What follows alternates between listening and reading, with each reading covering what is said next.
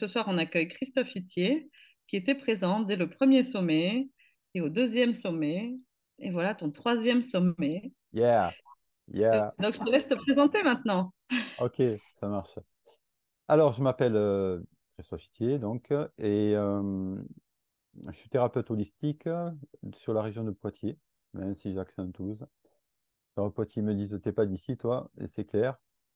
Mais bon, là, j'habite à Poitiers, voilà, je fais pas mal de conférences, de stages autour de l'énéagramme et d'autres choses qui m'intéressent.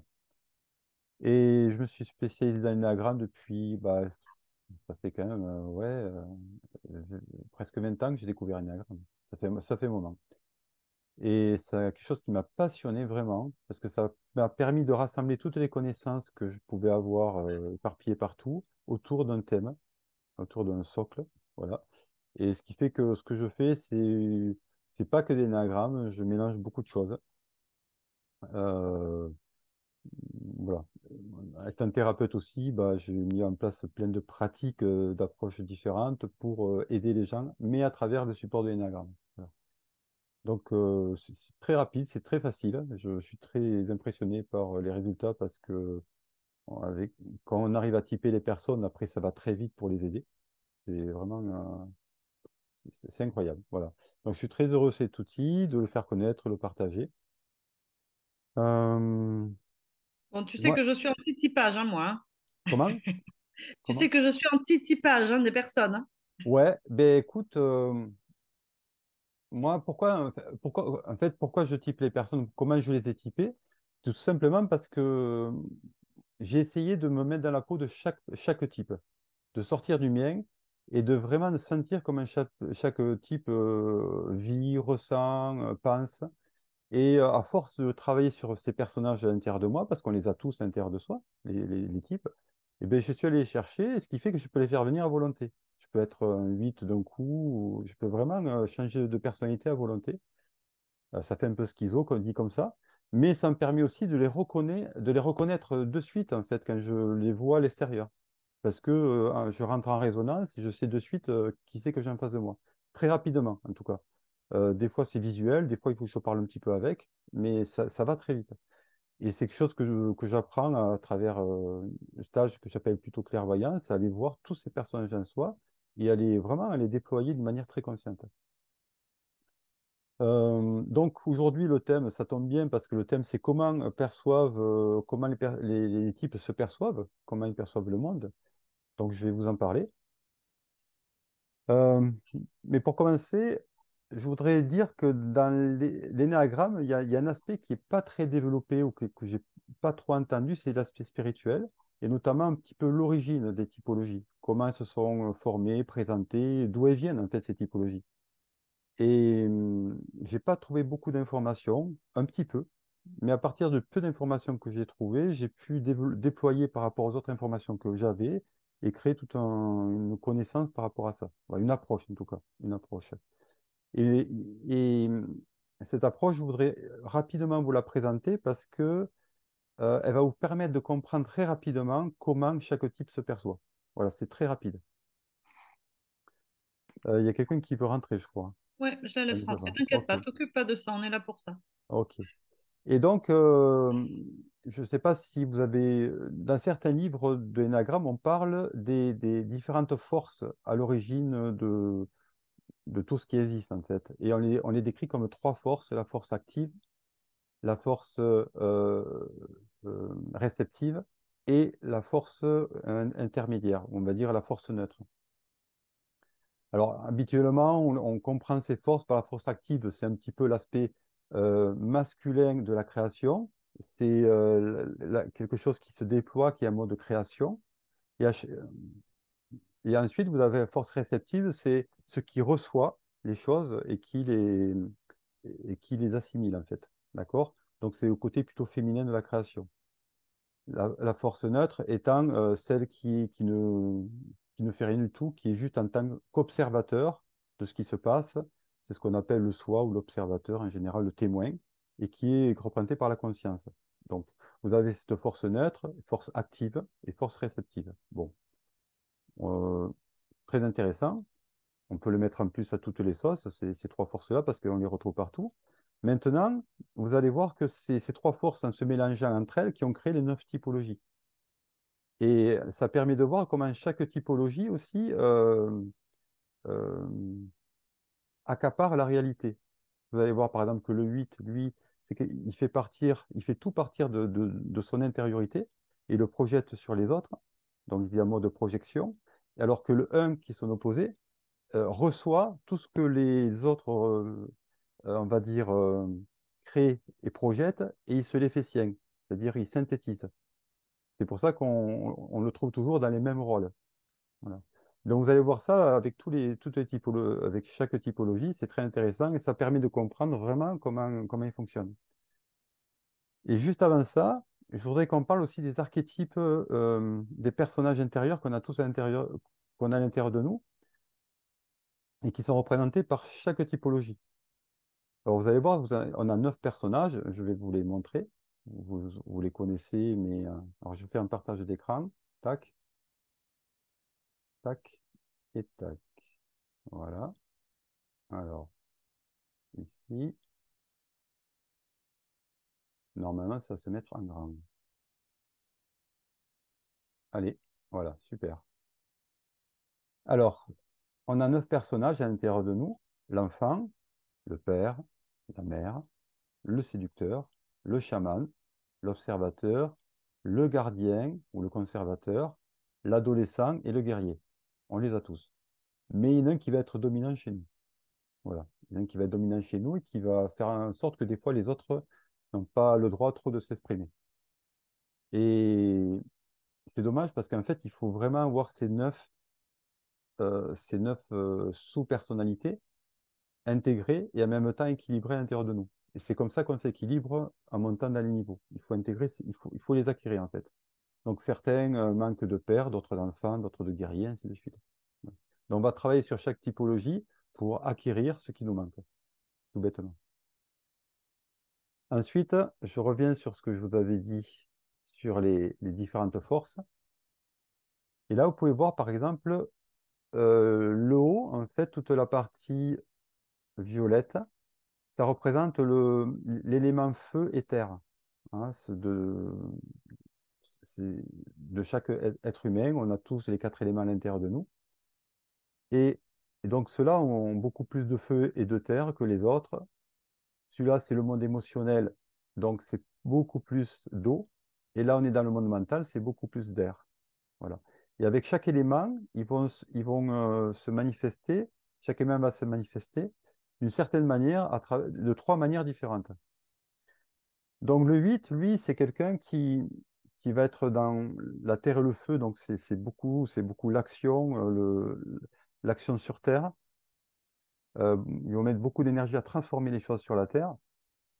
Et le 8, lui, il va projeter en fait ses idées à lui, en fait sa vision des choses sur les autres. C'est-à-dire qu'il va imposer aux autres comment il faut faire pour agir sur Terre, pour faire, ainsi de suite. C'est ça, c'est quelqu'un qui projette, qui est en mode de création constamment. Il n'écoute pas les autres. Alors que l'un qui est à l'opposé, lui, il va accueillir toutes les idées, ouais, tout ce qui se passe, enfin toutes les idées, toutes les manières de faire. C'est l'ingénieur, en fait, toutes les manières de faire pour créer quelque chose, et il va se les faire sien, il va devenir le représentant, le mec parfait qui a cumulé le plus maximum de connaissances par rapport au faire et à agir dans le monde, en fait. D'accord? Donc c'est lui c'est le plus capable de gouverner un royaume parce qu'il est à l'écoute de tout le monde, quelque part. Donc c'est pour ça qu'on l'appelle le conseiller. Voilà, il a ce rôle d'éducateur, de conseiller. Il a cette capacité-là d'absorber les choses et de les faire siennes. Bon. Le 9, lui, ben, il est dans la neutralité. Il est entre les deux. Il peut faire soit l'un, soit l'autre, ce qui le déséquilibre un petit peu. Et donc, lui, il va pas trop bouger, en fait. Dans l'action, ça va être un peu compliqué pour lui, pour agir. Euh, un 9, comme vous le savez, il ne sait pas trop s'il doit aller à gauche ou à droite. En général, c'est son gros problème. Il part dans toutes les directions. Et donc, lui, il va se figer un petit peu, il ne va pas trop bouger. D'accord? Et il va, de ce point d'ancrage au centre, il va voir tout, il va tout accueillir. C'est pour ça qu'on l'appelle le conciliateur. Donc, il va utiliser plutôt d'autres sens comme le mental ou l'émotionnel parce que l'action pour lui est un peu compliquée à cause de ce que je viens de vous dire. Là, en dessous, vous avez le monde émotionnel. Donc, le 2 lui, ce qu'il va faire, c'est il va absorber les émotions et les sentiments des autres. Voilà, c'est sa capacité. Et donc, il va développer, c'est l'empathique du groupe, en fait, c'est un empathe. Et il va les faire siennes, en fait. Voilà. Il absorbe tout ça, il les fait siennes. Alors que le 4 c'est la force réceptive. Lui, il écoute ses propres sentiments et les projette sur les autres. Il se recrée en permanence. Donc, c'est quelqu'un qui est tout le temps à l'écoute de ce qu'il ressent, de ses sentiments, de ses émotions, tout le temps. Et il en fait une projection, c'est-à-dire à un moment donné, il a besoin de les exprimer à l'extérieur, soit à travers l'art, à travers les choses, ou il a besoin de penser que les autres ont les mêmes émotions que lui, en fait. Donc le 4 c'est un peu le clairvoyant. C'est quelqu'un qui se connaît, qui écoute tellement ce qui se passe à l'intérieur de lui, qu'en fait, après, il les voit à l'extérieur, ce que je vous disais tout à l'heure. Donc, vous avez compris que je suis un 4 par Est-ce que, rapport à ça. est-ce que Christophe, c'est pas plutôt le 2 qui est en réceptif parce qu'il absorbe et que celui sort de lui, c'est l'actif? Alors, en fait, on est la force réceptive active. Ça, c'est le 2. Alors que l'autre, c'est la force réceptive. D'accord?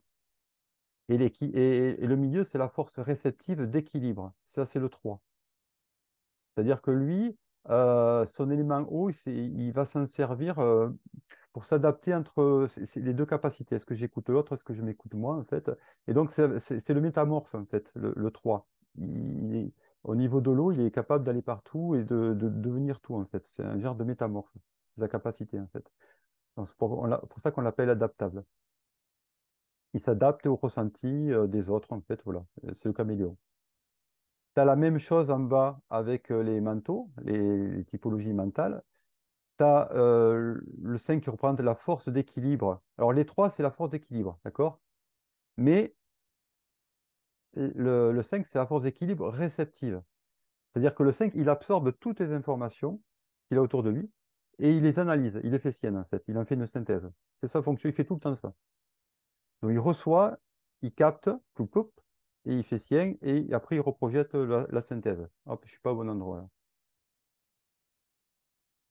Le 4 il fait le contraire. Lui, en fait, il écoute toutes les idées qui lui viennent de l'intérieur. Et comme c'est souvent quelqu'un qui a des capacités, il capte aussi, en fait. Et il fonctionne beaucoup en arborescence. C'est un hypersensible qui fonctionne en arborescence. Il a tellement d'idées. Et après, ensuite, il les projette aux autres. C'est-à-dire, c'est le compteur. C'est lui qui raconte aux autres tout ce qui lui passe par la tête. Voilà. Et on les retrouve toujours dans des métiers. Voilà. Donc, il fait passer l'air à travers lui pour le projeter. Alors que le 5 absorbe donc c'est toujours je projette et je reçois. Je projette, je reçois, je projette, je reçois. Mais le premier mouvement d'un type, c'est soit projeter, soit recevoir. Vous avez compris? En gros. Et le 6 lui, bah, lui aussi, est en équilibre. Il ne sait pas trop si au niveau des idées, qu'est-ce qu'il doit en faire. Donc en fait, il les conserve. En fait, c'est le conservateur. D'accord? C'est le gardien de la mémoire. Voilà, c'est pour ça c'est quelqu'un qui était très tribal, très rituel, c'est tout ça, il garde la mémoire. Il n'aime pas que les choses bougent. D'accord? C'est vraiment sa manière de voir la vie. Alors, j'ai pris comme j'avais peur d'oublier des choses, j'ai beaucoup écrit, j'ai tout mis par écrit, comme ça, je vais tout vous dire vraiment d'une manière nickel. Alors, par contre, bon, lunettes, ça va. Donc, je vais repartir sur le 8 parce que j'ai commencé par lui et c'est logique, donc c'est logique que je continue. Donc, vous avez compris, le 8 il incarne la puissance. C'est lui qui va incarner au niveau cosmique, au niveau des forces, c'est la puissance qui va s'incarner à travers lui. Donc, c'est pour ça qu'il a un côté guerrier, un côté vraiment sûr de lui. Souvent, ce sont des personnes quand ils incarnent ça, c'est ils ont un certain âge en tout cas. C'est pas des jeunes hommes. C'est des personnes qui ont entre 30 et 60 ans qui ont une certaine sagesse, une certaine expérience de la vie. Donc, plus autour de 50 ans, on est quand même assez costaud, homme comme femme. et on est vraiment arrivé à un point où on maîtrise quelque chose, on est sûr de soi, voilà. Donc ça, c'est cette partie-là, en fait, le 8 chez nous.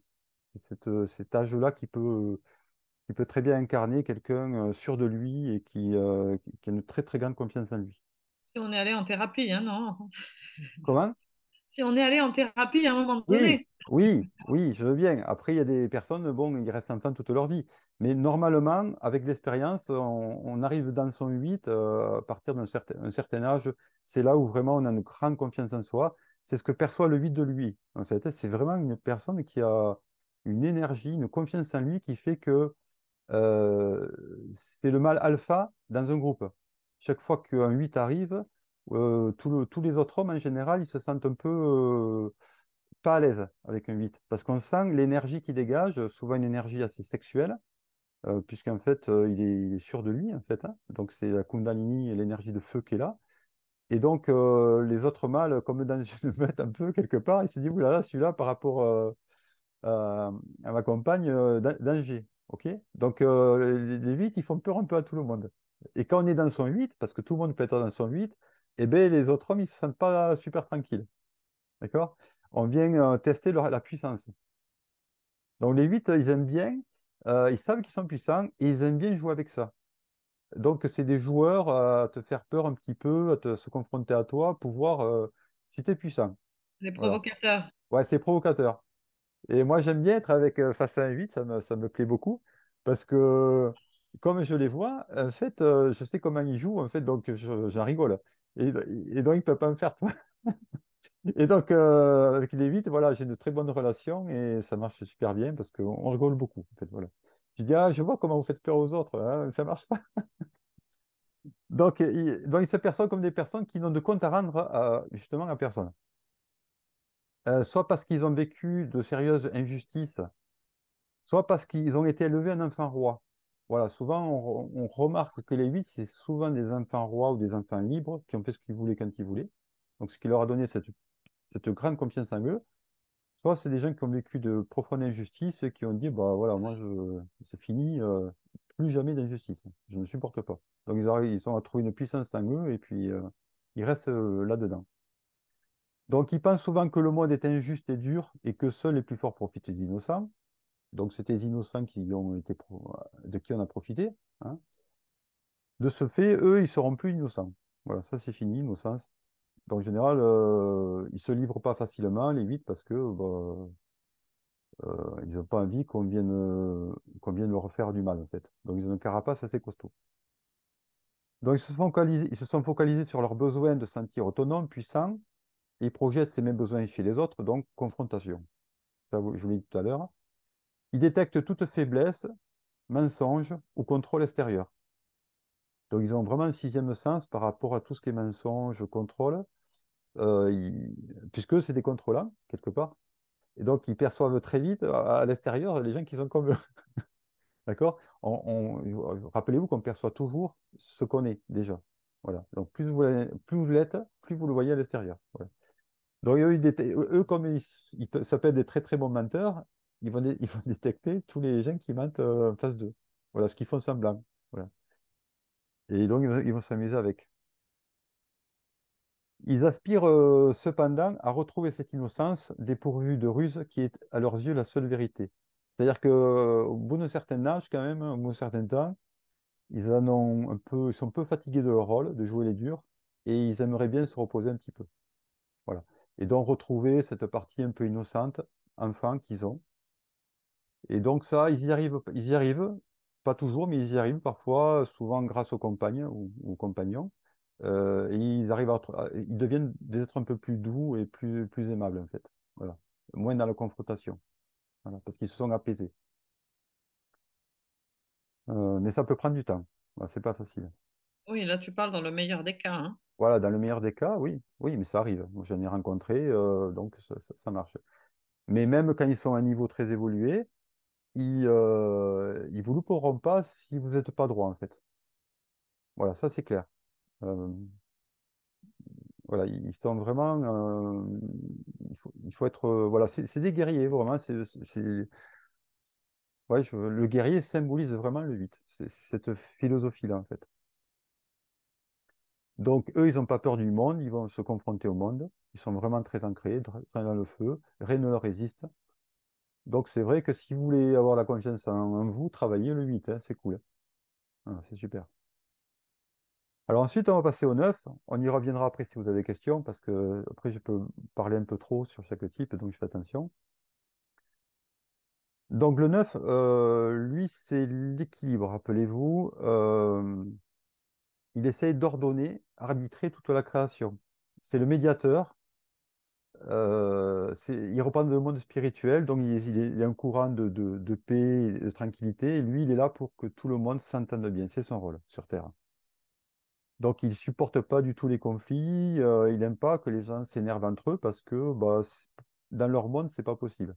C'est très préhistorique de faire comme ça, en fait. Ils sont pas habitués à ces énergies-là. Et souvent, les neufs sont des personnes avec une âme très lumineuse, assez claire, assez lumineuse. Donc, ils sont un peu angéliques. C'est pour ça que ce sont des médiums. En général, ils ont des capacités de médium assez importantes.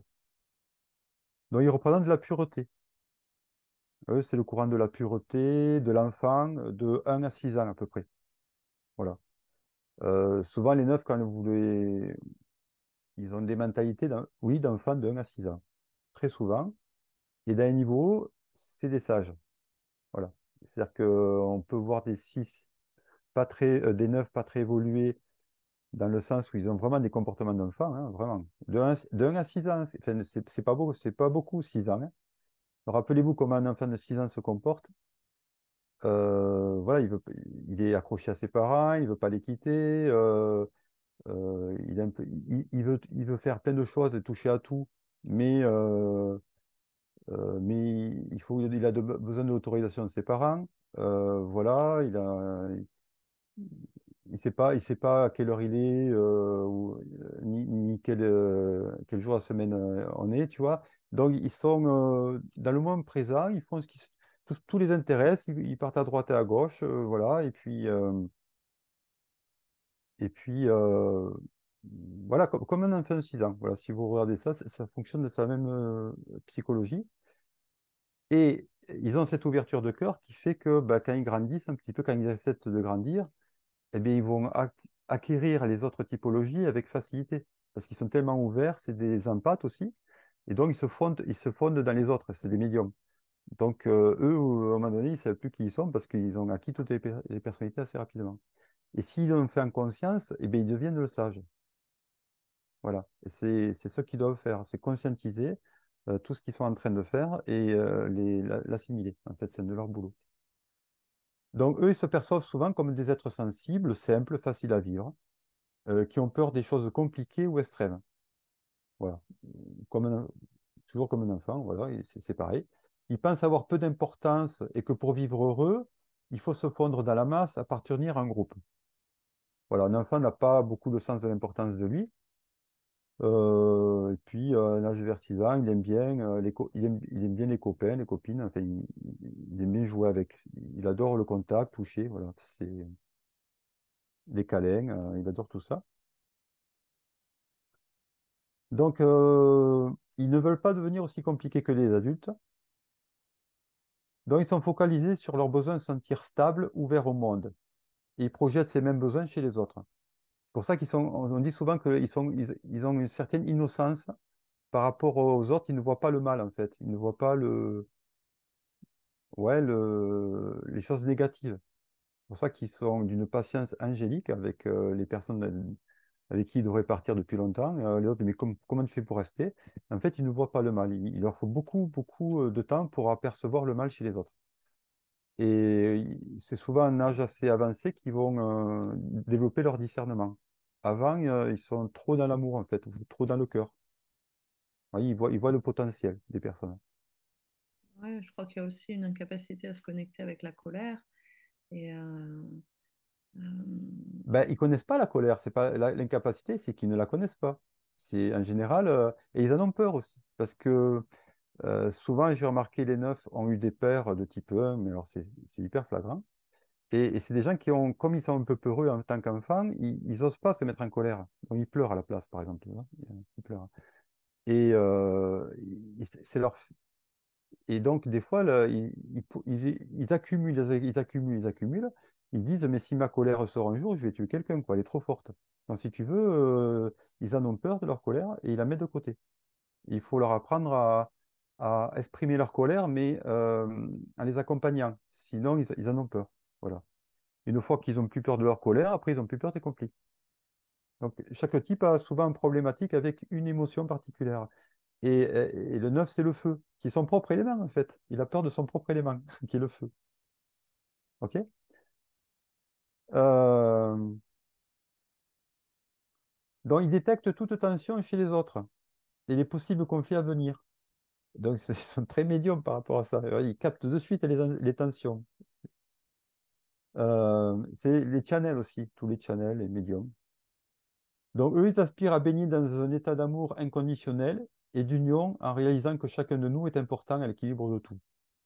Alors, c'est un peu de là d'où ils viennent et ils aspirent à. Mais ils l'ont perdu en venant un petit peu sur Terre parce que les conditions sont compliquées ici. Et donc, ils aspirent à retrouver cet état d'amour inconditionnel et d'union avec tout le monde, en fait. Donc, c'est pour ça qu'ils reprennent le monde spirituel. Alors, si on veut comprendre un œuf, il faut juste comprendre qu'il n'est pas dans le bon monde, en fait. Ouais, il n'est pas situé au bon endroit. Et que chez nous, tout est inversé. Et donc, si on lui dit ça au neuf, déjà, ça va le rassurer qu'il n'a pas de problème, mais c'est lui qui a les valeurs les plus hautes. Mais chez nous, ça ne fonctionne pas, quoi. C'est pas reconnu. Heureusement, sinon il aurait la grosse tête, le 9. Alors, on passe au 1. Donc, lui, le 1, c'est la représentation, c'est la force de l'ordre. C'est l'ordre, la règle, l'excellence. Voilà, c'est ce mode-là. Et c'est souvent représenté par le père, responsable. Le père qui doit alimenter sa famille, qui doit aller travailler, qui doit faire. Donc, c'est plutôt quelqu'un qui a entre 30 et 50 ans aussi, enfin, qui a une mentalité de quelqu'un entre 30 et 50 ans et qui est responsable, qui a des enfants à s'occuper. Voilà, c'est la mentalité du père. Ils se perçoivent donc comme des sauveurs, en général, des pères responsables qui ont une mission de vie. Voilà, chez eux, c'est important, la mission de vie. Donc, se mettre de l'ordre dans ce monde, voilà, c'est clair. Et comme ils sont vraiment, ils ont quand même, alors, au début, ils n'ont pas trop confiance en eux parce qu'ils ont peur de faire quelque chose de mal ou de pas bien comme il faut. Mais eux, c'est la fonction qui va leur donner leur puissance. En fait, rappelez-vous, les gens qui absorbent, eh bien, en fait, comme ils deviennent le représentant de ce qu'ils absorbent, s'ils sont reconnus par les instances autour, alors là, ils pompent en même temps leur puissance, en fait. Donc, par exemple, un proviseur d'école, qui a été placé là après avoir eu un examen et qui est le représentant de toute l'école, pour lui, waouh, il a une confiance en lui, tu vois, une autorité de fait. Hein, c'est ça. Donc, on dit souvent que l'un, ils ont un certain orgueil par rapport à ça, une fierté, on va dire, plus une fierté que d'orgueil. Et c'est vrai.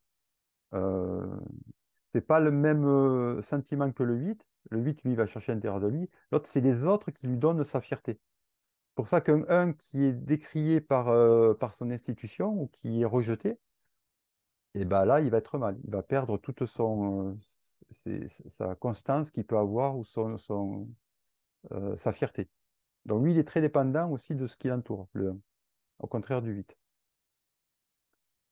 Donc ils se veulent exemplaires, sans faute. C'est les boy scouts en fait, hein, les 1. Euh, ils pensent que nous ne sommes pas acceptés pour ce que nous sommes et qu'on estime surtout ce qui se conduise bien. Voilà, c'est ce qu'on dit en général.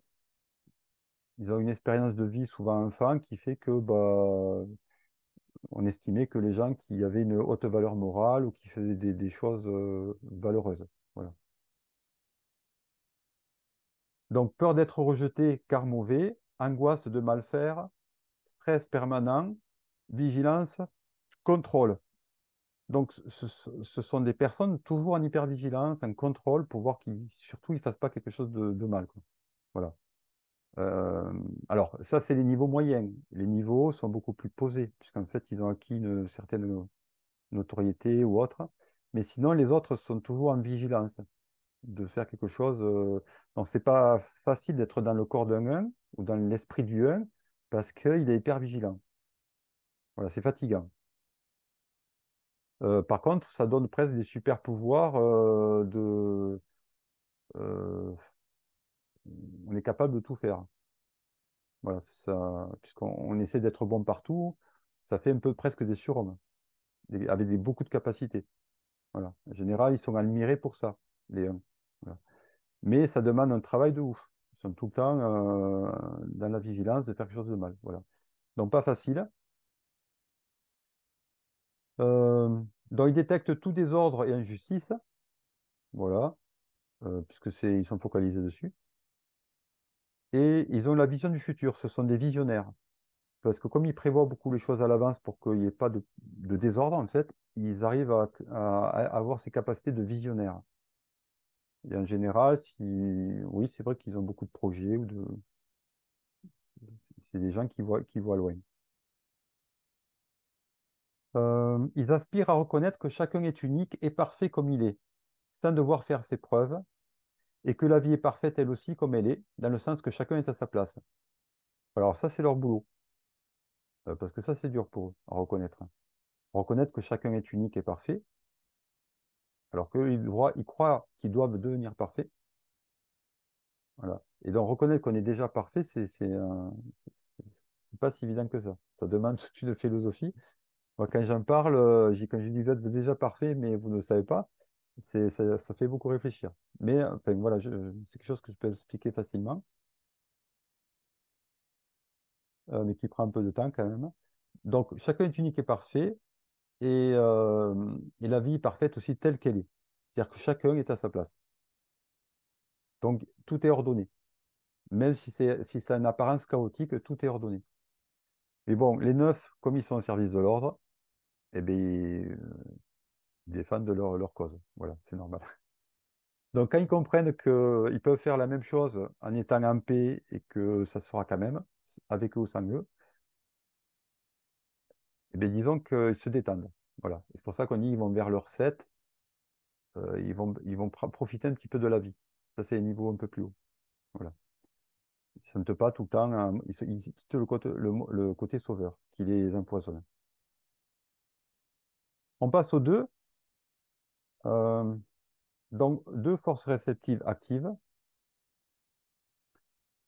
Alors, je vais remettre, je vais arrêter ça parce que c'est pas la peine qu'on l'ait.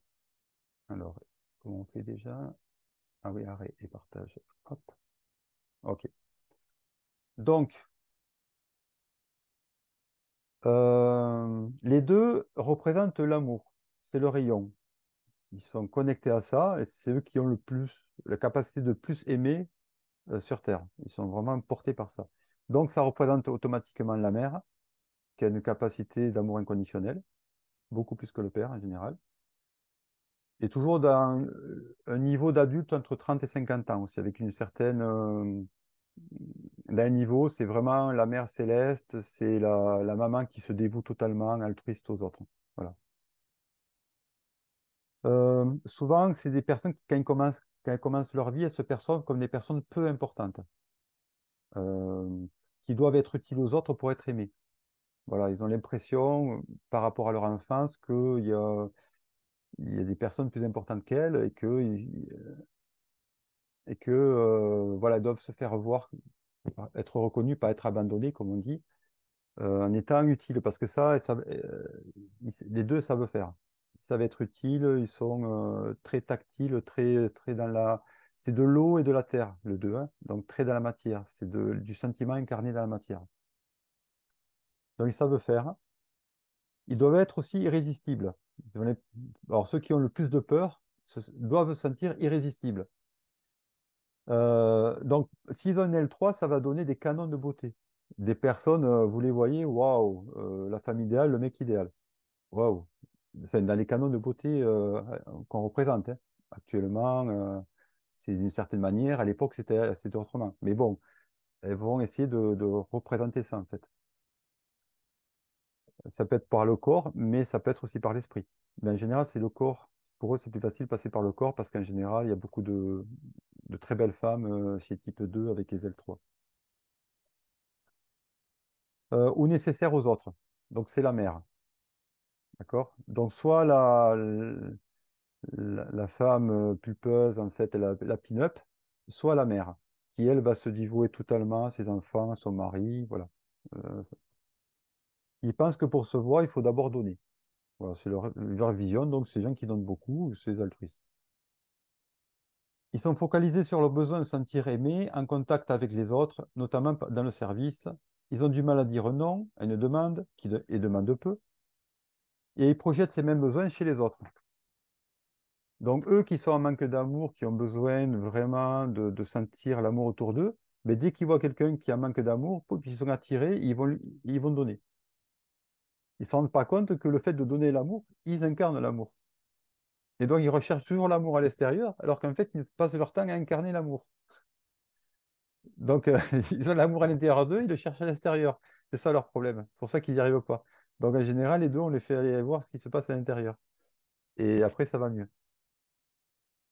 Donc, ils sont beaucoup dans la culpabilité. Ils détectent tout manque d'amour, tout besoin, parce que ce sont des empathes. Voilà, l'amour est empathique par nature. L'amour fusionne avec tout.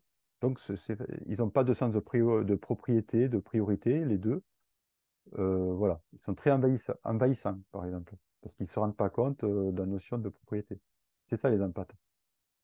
Ton corps est le mien, ce que tu manges, c'est à moi, et réciproquement, en fait. Donc, ils aspirent à ce que les besoins de chacun soient également et librement satisfaits. Et ils bossent dans ce sens, souvent en s'oubliant de s'inclure dedans. Voilà, c'est ça leur problème, c'est que ils considèrent que les autres sont dignes d'amour, mais pas eux. Donc, il faut inverser le processus avec eux. Mais voilà, on est prisonnier souvent, on est dans le monde de l'eau. L'eau, c'est l'empathie. C'est l'amour, c'est l'empathie, c'est tout ça. Donc, ils en ont beaucoup. Et quelque part, on est prisonnier de ça, de cet élément-là qui nous fait euh, constamment être attiré par ça, en fait. Et eux incarnent aussi la vie. Donc, c'est la vie en mouvement, le 2. Ok, on passe au 3. Ça va au niveau du timing? Je n'ai pas trop regardé. À quelle heure on finit? Il est 20. 9h15, on finit à 9h30. Donc, Ouais, ça va, ok. Bon, je vais un peu accélérer. Je vais passer au 4. Après je reviendrai au 3. Alors le 4, lui, lui, c'est le courant de l'authenticité. Voilà, ce qu'il recherche, c'est ça absolument. C'est l'authenticité. Qui je suis? Voilà, c'est la question mystique quand vous posez la question qui je suis, c'est le 4 à l'intérieur de vous qui se pose la question, en fait. Qui je suis? Il veut savoir qui il est. Donc lui, c'est le chaman, le mystique, le chaman ou le créatif. Il représente chez nous les périodes introspectives. Vous savez, les moments dans notre vie, on s'est posé des questions, qu'est-ce que je fais sur Terre et pourquoi? Euh, qu'est-ce que c'est qu'un humain? Comment la réalité fonctionne? Voilà. Quand vous faites ça, vous êtes dans votre 4. Souvent, bon, on fait ça vers l'âge de 40 ans, un peu à l'adolescence, et après, vers l'âge de 40 ans, quand on a réalisé nos projets terrestres, on commence à se poser des questions. Des fois. Des fois, on ne s'en pose jamais. Voilà. Mais c'est plutôt vers l'âge de 40 ans. Donc, ils se perçoivent souvent comme des personnes différentes, sensibles, qui ont un problème. Voilà. Enfant, c'est pas facile d'être un 4 parce que bah, ils ont l'impression qu'ils sont différents. Ils se sentent différents des autres. Ils voient comment les autres fonctionnent et eux qui ne fonctionnent pas pareil. Ils se disent, ben, j'ai un problème. Voilà.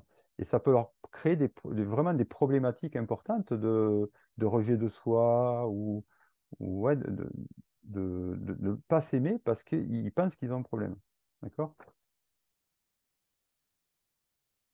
Euh, stress de ne pas exister. Stress de ne pas exister. Ils ont un sentiment de ne pas exister. C'est un truc, c'est important. Euh, d'être commun et sans valeur. Voilà, ces anticonformistes, en fait, ils supporteraient pas d'être un peu comme tout le monde. Voilà, conformistes. Ils supportent pas être conformes. C'est pas possible. Il faut qu'ils soient différents. Sinon, si je suis comme les autres, je ne sais pas que j'existe. Donc, c'est par l'originalité qu'ils vont sentir leur propre existence. Parce qu'ils ont vraiment un problème avec ça. Je sais que c'est difficile à comprendre, ce truc-là, parce qu'on a tous un sentiment d'exister, mais eux ont vraiment un besoin de se sentir exister d'une manière très intense. Voilà. Sinon, ils ont l'impression de ne pas exister. Voilà. Et ils pensent que le fait de ne pas se sentir connecté spirituellement signifie qu'ils sont indignes. Voilà. Euh, Sentiment d'abandon du ciel. Donc, c'est des personnes qui ont vraiment l'impression de ne pas être d'ici, qui sont des étrangers, et ils ont des souvenirs, très souvent, ils ont un souvenir d'un autre monde. Voilà. Ils ne peuvent pas trop expliquer ce qu'est ce monde, mais ils ont ce souvenir-là, ce qui fait qu'ils se sentent toujours en décalage avec ce monde réel, enfin, le monde dans lequel ils sont. Qu'est-ce que je fous là, en fait? Qu'est-ce que je fous là? C'est leur question qui revient souvent. Si je suis là, c'est que j'ai été puni, parce qu'ils trouvent que ce monde n'est pas génial, qu'il est pas très évolué au niveau de la conscience. Donc, ils se sentent un petit peu, il y a un certain orgueil de se sentir un petit peu voilà, décalé. Et, bon, je ne suis pas d'ici, en fait. Voilà. Donc, beaucoup de mélancolie, même de la tristesse, qui peut aller jusqu'à la dépression. C'est assez classique chez un 4. Sensible à la temporalité des choses. Vous savez, on est tous hantés par ce qu'on appelle l'angoisse du néant. C'est-à-dire qu'on sait tous qu'un jour on va mourir, que l'univers va mourir, que tout va mourir. Tout ce qu'on connaît va mourir. Et c'est une angoisse que tous les enfants ont. Et on va tous chercher des systèmes pour ne pas penser à ça, en fait. Les hypersensibles sont très sensibles justement à cette notion que tout est impermanent, que tout meurt, en fait, et que tout se transforme. Et donc, ça va les perturber beaucoup plus que les autres. Les autres vont dire, bon, ben, on s'en fout, on pense à autre chose, on va vivre et puis c'est tout. Alors que ça les perturbe énormément. Donc, ils passent énormément de temps à essayer de ralentir le temps. C'est pour ça qu'ils adorent tout ce qui est intense. Parce que quand tout devient intense, c'est comme si le temps s'arrêtait. Voilà. Donc, ce sont des personnes qui essaient de figer le temps. Que fait un artiste? Il fige le temps à travers ses toiles, à travers ses peintures. Il prend quelque chose et il le fige pour le garder comme un souvenir à jamais, en fait.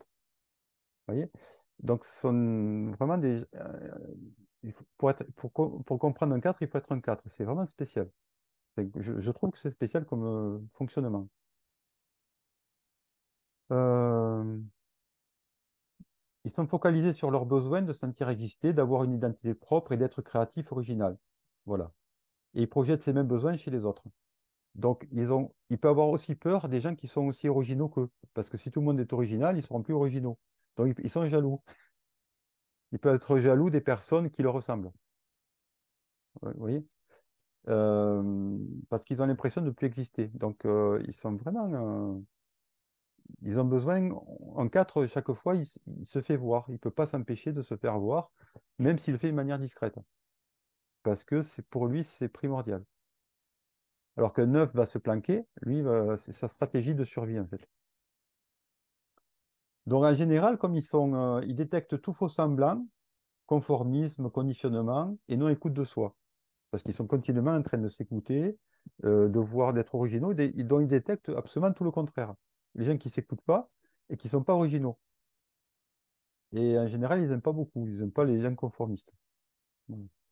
Donc, ça leur fait développer une sorte de clairvoyance émotionnelle. Ils ressentent vraiment les autres à travers les émotions. Ils aspirent à ce que chacun ait une relation profonde à tous les autres et à toutes les choses. Voilà, c'est ce qu'ils veulent. Ils voudraient un monde où tout soit intense, en fait, que on soit en communion, qu'on soit télépathe, qu'il n'y ait pas de faux semblants. C'est leur but, en fait. Et ils vont tout le temps vers ça. C'est-à-dire que quoi qu'ils enseignent, c'est toujours pour être vraiment le plus vrai possible. Donc, ils aiment bien les 8 par rapport à ça, parce que les 8 souvent, ils font pas semblant. Même s'ils sont durs, mais ils font pas semblant. Donc, ils admirent aussi les 8 pour ça, par exemple. Alors qu'ils n'aiment pas certaines typologies qui sont beaucoup dans le paraître. Euh, donc, eux, ils doivent réaliser que le sentiment de complétude consiste dans la capacité à apprécier ce qui est présent ici et maintenant et à se reconnaître comme faisant partie du tout au même titre que chaque chose. Donc, voilà, ce qui les aide, eux, c'est ils sont heureux que quand ils sont dans le moment présent. Voilà, c'est tout, on va dire ça. Sinon, ils partent dans la mélancolie ou ils projettent un futur souvent pas très gai. Donc, dans le moment présent, ils sont heureux et c'est leur, c'est là où ils se sentent chez eux, en fait. Voilà. Donc, eux, ils doivent travailler énormément la pleine conscience. C'est leur thérapie. Tout le temps, tout le temps, tout le temps. On passe au 5. Donc, le 4 projette ce qu'il ressent sur les autres, d'accord? Le 5 absorbe. Et le Donc, 3 haut. ah oui, le 3, j'ai oublié le 3. Hop, hop, hop, le 3. Excusez-moi. Alors, le 3, lui, il est entre le 2 et l'émotionnel, il est entre le 2 et le 4, vous avez compris. Donc, lui, son rayon, c'est la volonté. Voilà, il est incarné par ça. C'est- Quand vous avez de la volonté, vous êtes un 3. Vous êtes dans votre 3. Ça représente le séducteur aussi, ou un jeune homme entre 20 et 30 ans. Vous savez, quand vous sortez de l'adolescence et que vous vous lancez dans le monde du travail, ou le monde, voilà, le monde, et que là, vous avez envie de dévorer la vie, quoi. C'est-à-dire, je veux faire ma place dans le monde, j'y vais, j'ai l'énergie, je suis cool, tout est possible. Voilà. C'est au début un peu de votre chemin où vous êtes enthousiaste, on y va, quoi. On va bouffer le monde. Voilà. Ça, c'est l'énergie du 3. Hein, donc, on l'a tous connu, plus ou moins, mais voilà, c'est avant qu'on ait eu des expériences où on a pris des gamelles et on se dit, oh là là, c'est pas aussi simple que ça. Le 3 il est toujours à fond. D'accord? Il y croit toujours. Voilà. Donc, ils se perçoivent souvent comme des personnes qui doivent réussir socialement pour avoir de la valeur aux yeux des autres. C'est un peu leur conditionnement. Voilà, ils sont beaucoup identifiés, souvent parce qu'ils sont dans un monde de 3 où, voilà, la vie, tu dois réussir quelque part si tu veux être quelqu'un, avoir de la valeur. Et ils ne supporteraient pas de se sentir sans valeur. Donc, il y a beaucoup de stress de ne pas arriver à leur fin, stress du regard des autres aussi, puisque leur besoin, quand même, c'est beaucoup d'être admiré et donc admiré de tous. Donc, ils vont, ces fameux métamorphes, là, ils vont utiliser l'émotionnel pour se transformer, pour être aimés de tout le monde, quelque part. Enfin, plus ou moins. Euh, Ce sont des carriéristes aussi, ils ont une vision de carriériste, il faut que j'arrive à un certain niveau. Ils pensent que tout ce qui advient dépend d'un effort et que l'on est récompensé, aimé au prorata de ses actions par la volonté de celui qui fait. Voilà. Donc ils ont vraiment cette vision qui est très belle, en fait, de dire bah, je peux tout faire, en fait. Il suffit que je le veuille, je peux y arriver. Voilà, tout est possible. Donc ça, c'est intéressant, ce qui fait que comme ils y croient, bah, ils y arrivent hein, par la loi d'attraction. Donc c'est pour ça qu'ils incarnent vraiment la volonté. Ils sont focalisés sur leur besoin d'être admirables, d'avoir de la valeur, et ils projettent ces mêmes besoins chez les autres. Donc, du coup, ils sont un peu en compétition avec les autres. Parce que qui c'est qui va avoir le plus de valeur? Donc, dans les niveaux un peu plus bas, c'est la compétition. C'est un peu, je veux monter au plus haut niveau, et donc, toi, en fait, tu me gênes. Voilà. Alors que dans un niveau, c'est la coopération. Voilà. Mais c'est difficile d'arriver dans un niveau quand on est un 3 parce que bah, on est dans un monde de 3 qui est beaucoup à un niveau plutôt bas. Et donc qui favorise la compétition. Ben, vous le voyez dans le monde dans lequel on est, c'est un monde créé par les trois. Un monde de compétition, de volonté, on peut tout faire après, mais un monde de niveau 3, de niveau bas. Voilà. De niveau très bas. D'accord? Mais d'un niveau, c'est très admirable. C'est aussi un genre de super-héros comme le 1, en fait. Donc, ils aspirent à ce que tout se réalise naturellement, en accord avec les lois universelles, pas seulement par la volonté de celui qui fait. Donc, avec le temps, ils vont un petit peu se reposer, se poser et dire, en fait, non, il faut que je fasse confiance aussi à la vie et aux autres. Donc, ils vont aller vers le neuf un peu, et pas simplement sur ma propre volonté. Alors, ils vont s'ouvrir un petit peu à l'écoute des autres et à oui, à ce côté médiateur que peut avoir le 9. Voilà. Ben, ce que tu fais, par exemple, c'est ça. Tu vois, tu ouvres autour de toi toutes les compétences, toutes les personnes qui peuvent émerger, tu les aides. Tu vois, ça, c'est un niveau 2-3, par exemple. Mais niveau bas, ils font pas ça du tout, ils font le contraire. Donc, en général aussi, ils ressentent un petit peu tout ce qui est de la valeur et qui est médiocre. Ils sont un peu binaires aussi. Il y a un côté, soit je suis un loser, soit un winner. Voilà. Bon. Et donc, les trois, si vous n'êtes pas très très bien sapé, un petit regard, ils vous le montrent, quoi. Donc, quand vous arrivez quelque part, ils vous analysent. Quel niveau social tu as?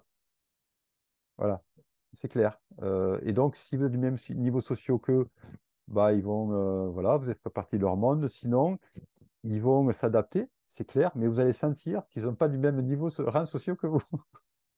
Bon, mais là, tu Voilà. parles que du 3 social hein, quand même. Hein, faut Voilà, pas ça c'est plus de dire le trois dossier, hein. c'est plus de trois social, mais il y en a beaucoup des trois sociaux. Parce que le 3 par nature est social. Par nature, hein, il est social. Après, il y a l'entrepreneur, il y a le type survie aussi, qui est un peu plus dur.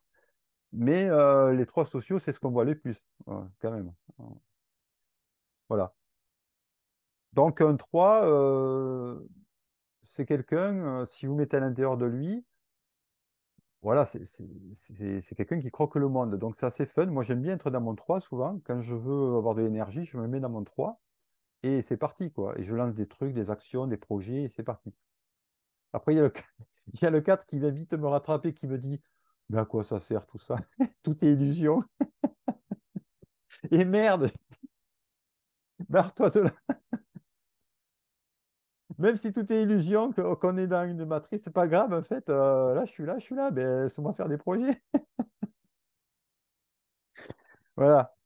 Donc, c'est intéressant de voir comment chaque typologie, des fois, vient se saboter, quoi.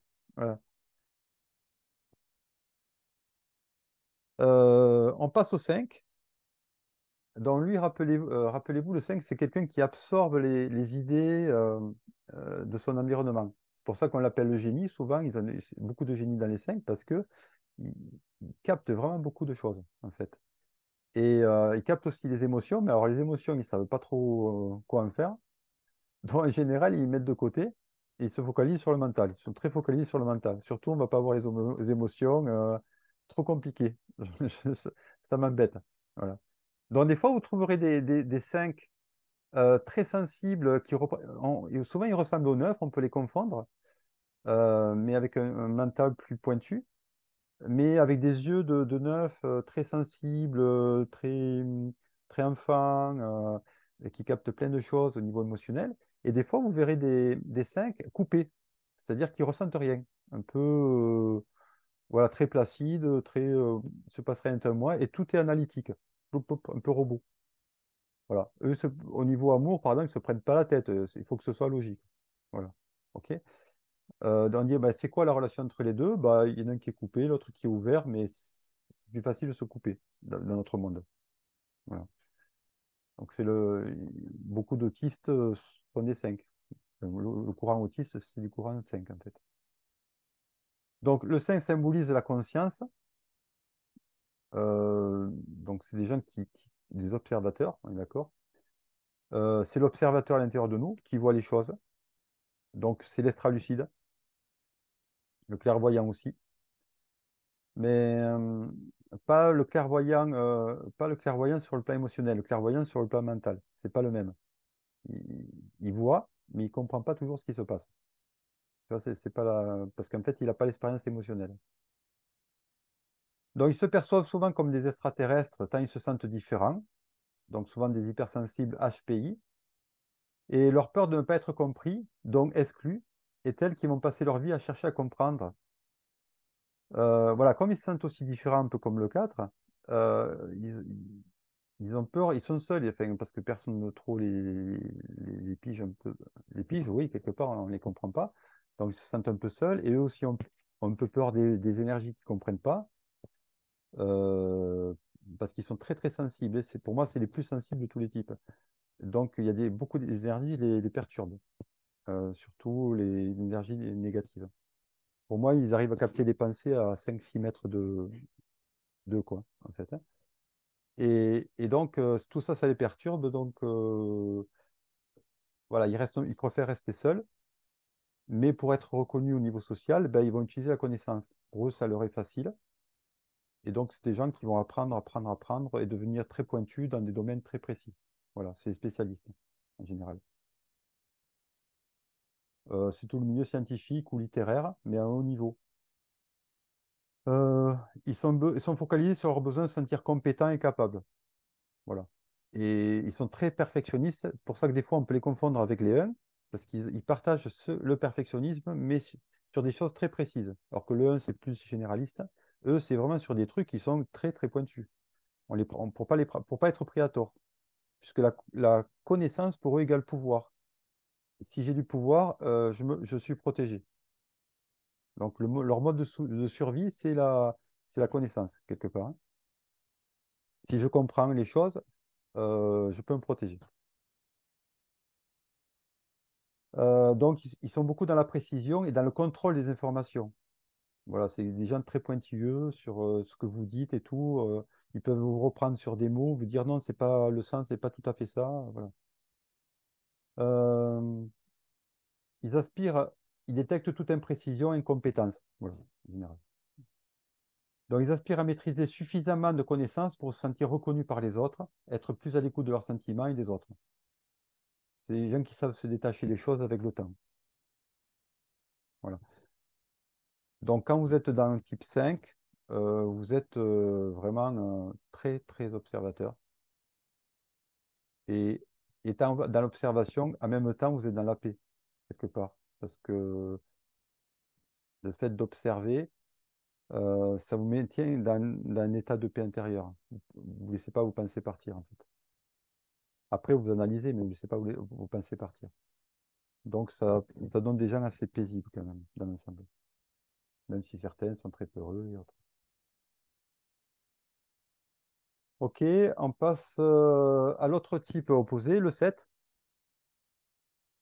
Donc le 7, lui, il écoute son mental intérieur, en fait. Il est branché sur le monde mental, mais oui, le monde des idées, en fait. Et donc, il a une idée à l'heure, ou une idée à la minute, le 7. Il a plein, plein d'idées. Il est envahi, c'est pas souvent trop quoi en faire parce qu'il en a trop. Voilà. Euh, donc, il est dépassé par son mental. C'est pour ça qu'on dit qu'un 7, il parle beaucoup. Il a besoin de parler, quoi. S'il parle pas, il va devenir fou. Ou alors il va se mettre à parler tout seul. Voilà, faut qu'il sorte tout ce qu'il pense pour pouvoir s'équilibrer quelque part. Voilà. Pour ça c'est des journalistes, des conteurs, des enseignants, c'est leur thérapie. Ouais, ils captent trop. Ils ont aussi une forme de clairvoyance parce que, comme ils captent beaucoup de choses, bah, ils les reconnaissent aussi à l'extérieur, hein. Donc, ils savent vite qui vous êtes, en fait. Surtout si vous allez leur causer des problèmes. Donc le 7, ça représente l'espérance. C'est le courant de l'espérance. C'est l'adolescence. Voilà, c'est le monde de l'adolescence, c'est-à-dire, quand je suis adolescent, c'est quoi? Je me coupe de mes parents, quelque part. Je garde les avantages, mais j'ai pas envie d'avoir les inconvénients. Voilà. C'est ça l'adolescence, en gros, ouais. Donc je fais ce que je veux. J'ai envie de faire ce que je veux quand je veux. J'ai pas envie trop de travailler parce que bon, ça a l'air un peu compliqué, ça a l'air un peu dur. Chez papa, maman, c'est quand même cool. Donc c'est super. Mais il faut, voilà, j'aime bien sortir quand je veux. Si j'aime bien ramener une fille, je ramène une fille. Voilà. C'est ce sentiment de liberté, un peu individualiste. Voilà, ils ont ce côté individualiste bah, c'est la société d'aujourd'hui, hein. Tous les jeunes, beaucoup de jeunes aujourd'hui sont là-dedans. Ils vivent l'instant présent parce que le futur, il n'a pas l'air génial. Donc, profitons de l'instant présent à fond. Et les 7, on les reconnaît dans le fait qu'ils ont l'impression qu'ils n'auront pas assez de temps pour vivre toutes les expériences qu'ils veulent vivre, en fait. Ils sont stressés par le fait, est-ce que je vais arriver à vivre tout ce que j'ai envie de vivre? Toutes les idées que j'ai, est-ce que je vais arriver à le vivre? C'est leur stress, en fait. Et donc, ils répondent à toutes les sollicitations qui se présentent à eux, surtout si elles sont cool. Et comme j'ai pas envie de trop m'ennuyer, voilà, j'évite les gens qui posent des problèmes, j'évite les problèmes, et ainsi de suite. Voilà. Donc, ils ont une mentalité de entre 13 et 20 ans. Ouais, c'est pour ça qu'ils ont un côté gamin quand même. Ils se perçoivent souvent comme des personnes enfermées dans un monde limitant et souffrant, souvent représentés par les parents. Mes parents m'empêchent de sortir, ils me limitent, il y a une autorité que j'aime pas en fait. Et qu'il vaut mieux vivre sa vie en parallèle avec des personnes enthousiastes et passionnantes. Donc, je crée mon réseau parallèle au monde, le côté fun. Donc, c'est des touristes, en fait. J'appelle les 7 des touristes. Je viens sur Terre, mais voilà, c'est les voyageurs. On essaie toujours d'être dans le fun. On évite les problèmes. Voilà. Alors, c'est pas idiot, hein, quelque part. C'est pas idiot. Moi, je veux dire, vous avez raison, parce qu'on est dans un monde de fous et que, bon, des fois, ben ouais, il vaut mieux faire ça, quoi, parce que si on veut s'occuper des fous, il y a du boulot, quoi. Il y a du boulot. Donc, voilà, c'est un peu égocentrique, mais quand même, c'est pas idiot, je trouve. Euh, Ils sont focalisés sur le besoin de se sentir libre, non limité, et de tout expérimenter. Et ils projettent ces mêmes besoins chez les autres. C'est pour ça qu'ils laissent aussi les autres tranquilles. Ils sont pas, c'est pas des gens qui vont venir vous dire quoi faire, quoi dire. Non, c'est ta liberté, tu fais ce que tu veux. Enfin, c'est respectueux de toutes les idées qui sont là. Ok, j'écoute ton idée.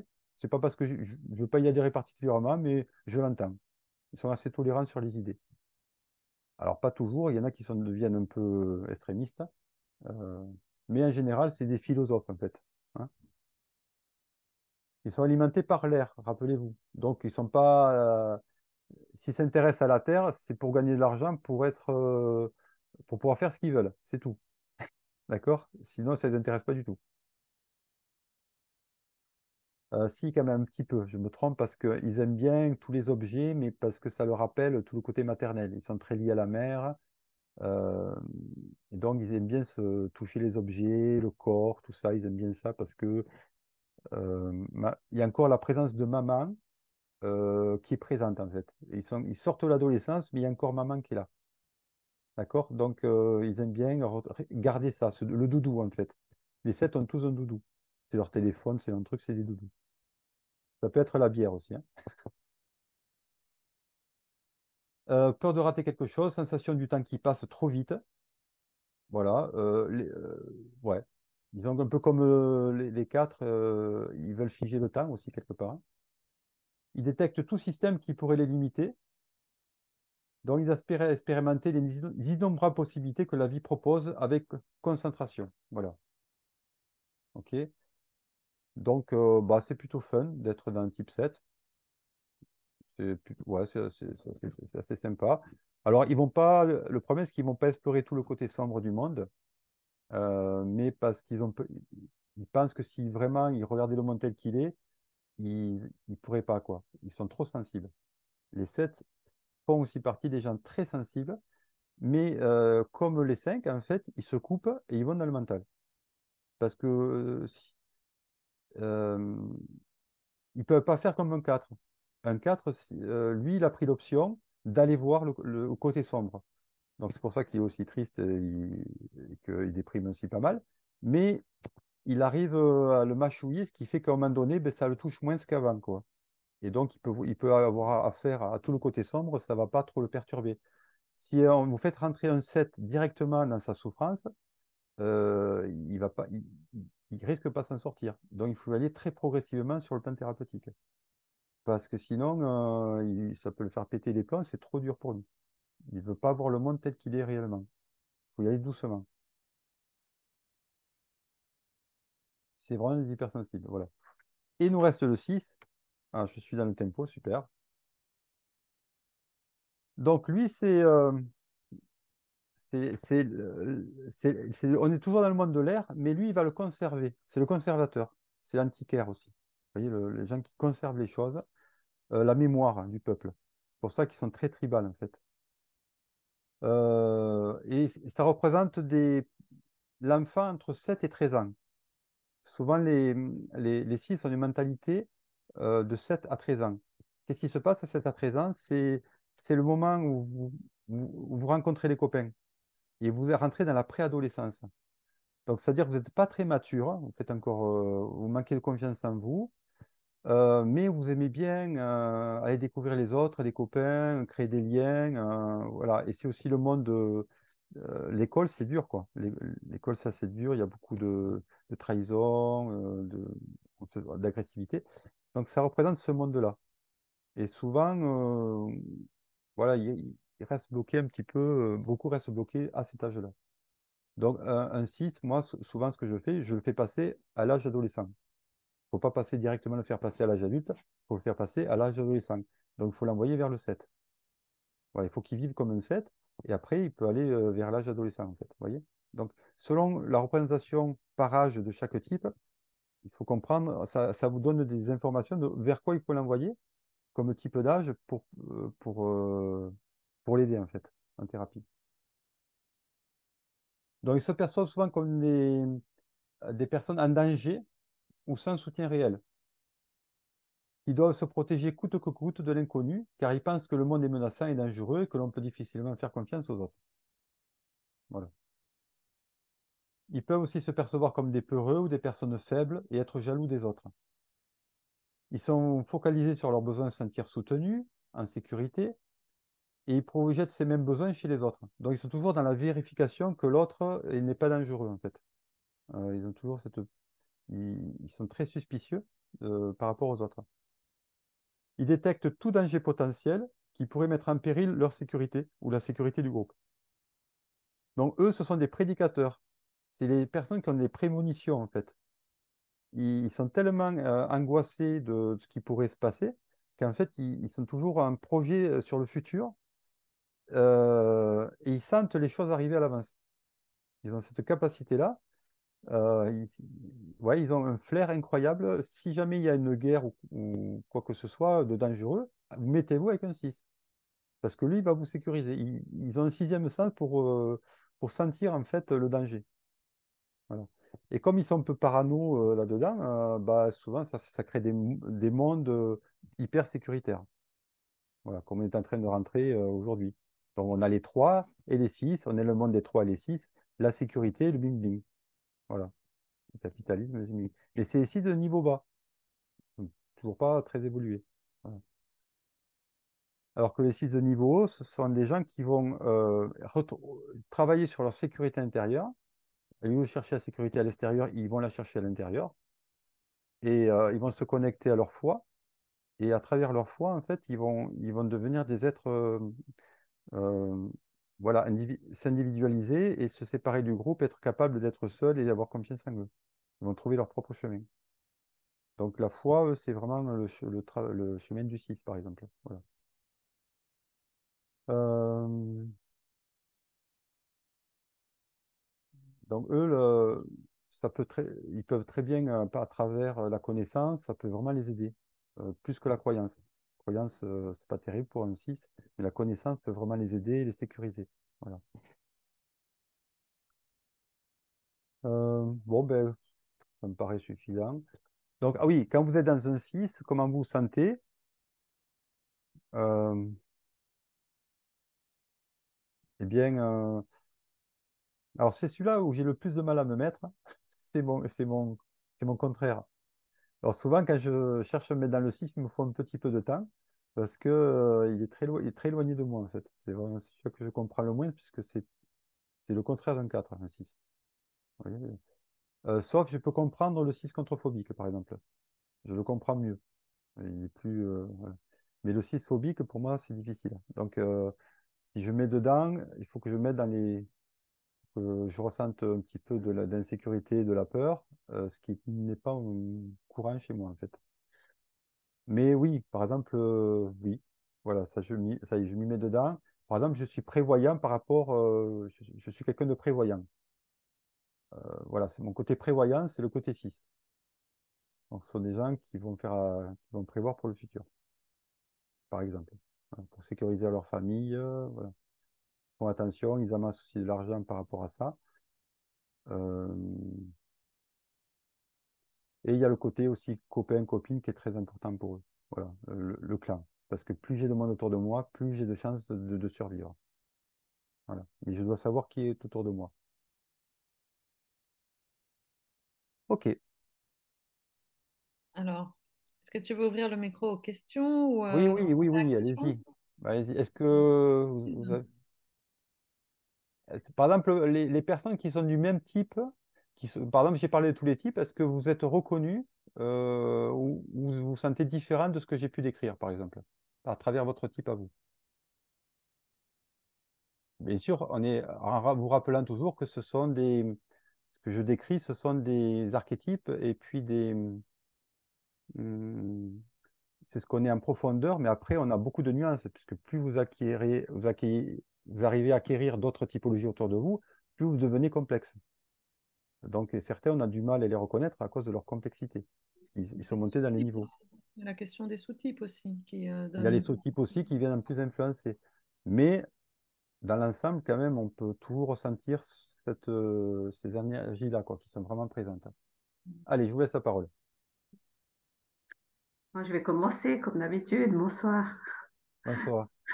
Merci beaucoup pour c'était vraiment très sympa et j'ai bien aimé qu'il y ait un petit support aussi pour expliquer, pour visualiser en plus de la voix. Je me suis tout à fait reconnue, bien sûr. J'ai beaucoup apprécié.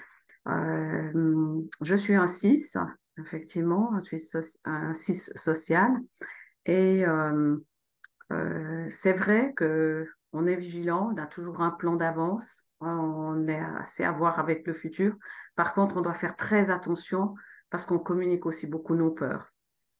Oui, Donc, des fois, au lieu qu'on amène une lanterne et puis qu'on va aider les autres, eh ben, on se fait rejeter parfois parce que justement, si on fait pas attention, on communique la peur. Alors, des fois, ça arrive qu'on dise on est négatif. Par exemple, quand il y a eu le Covid, tout le monde est ressorti au bout de 2 mois.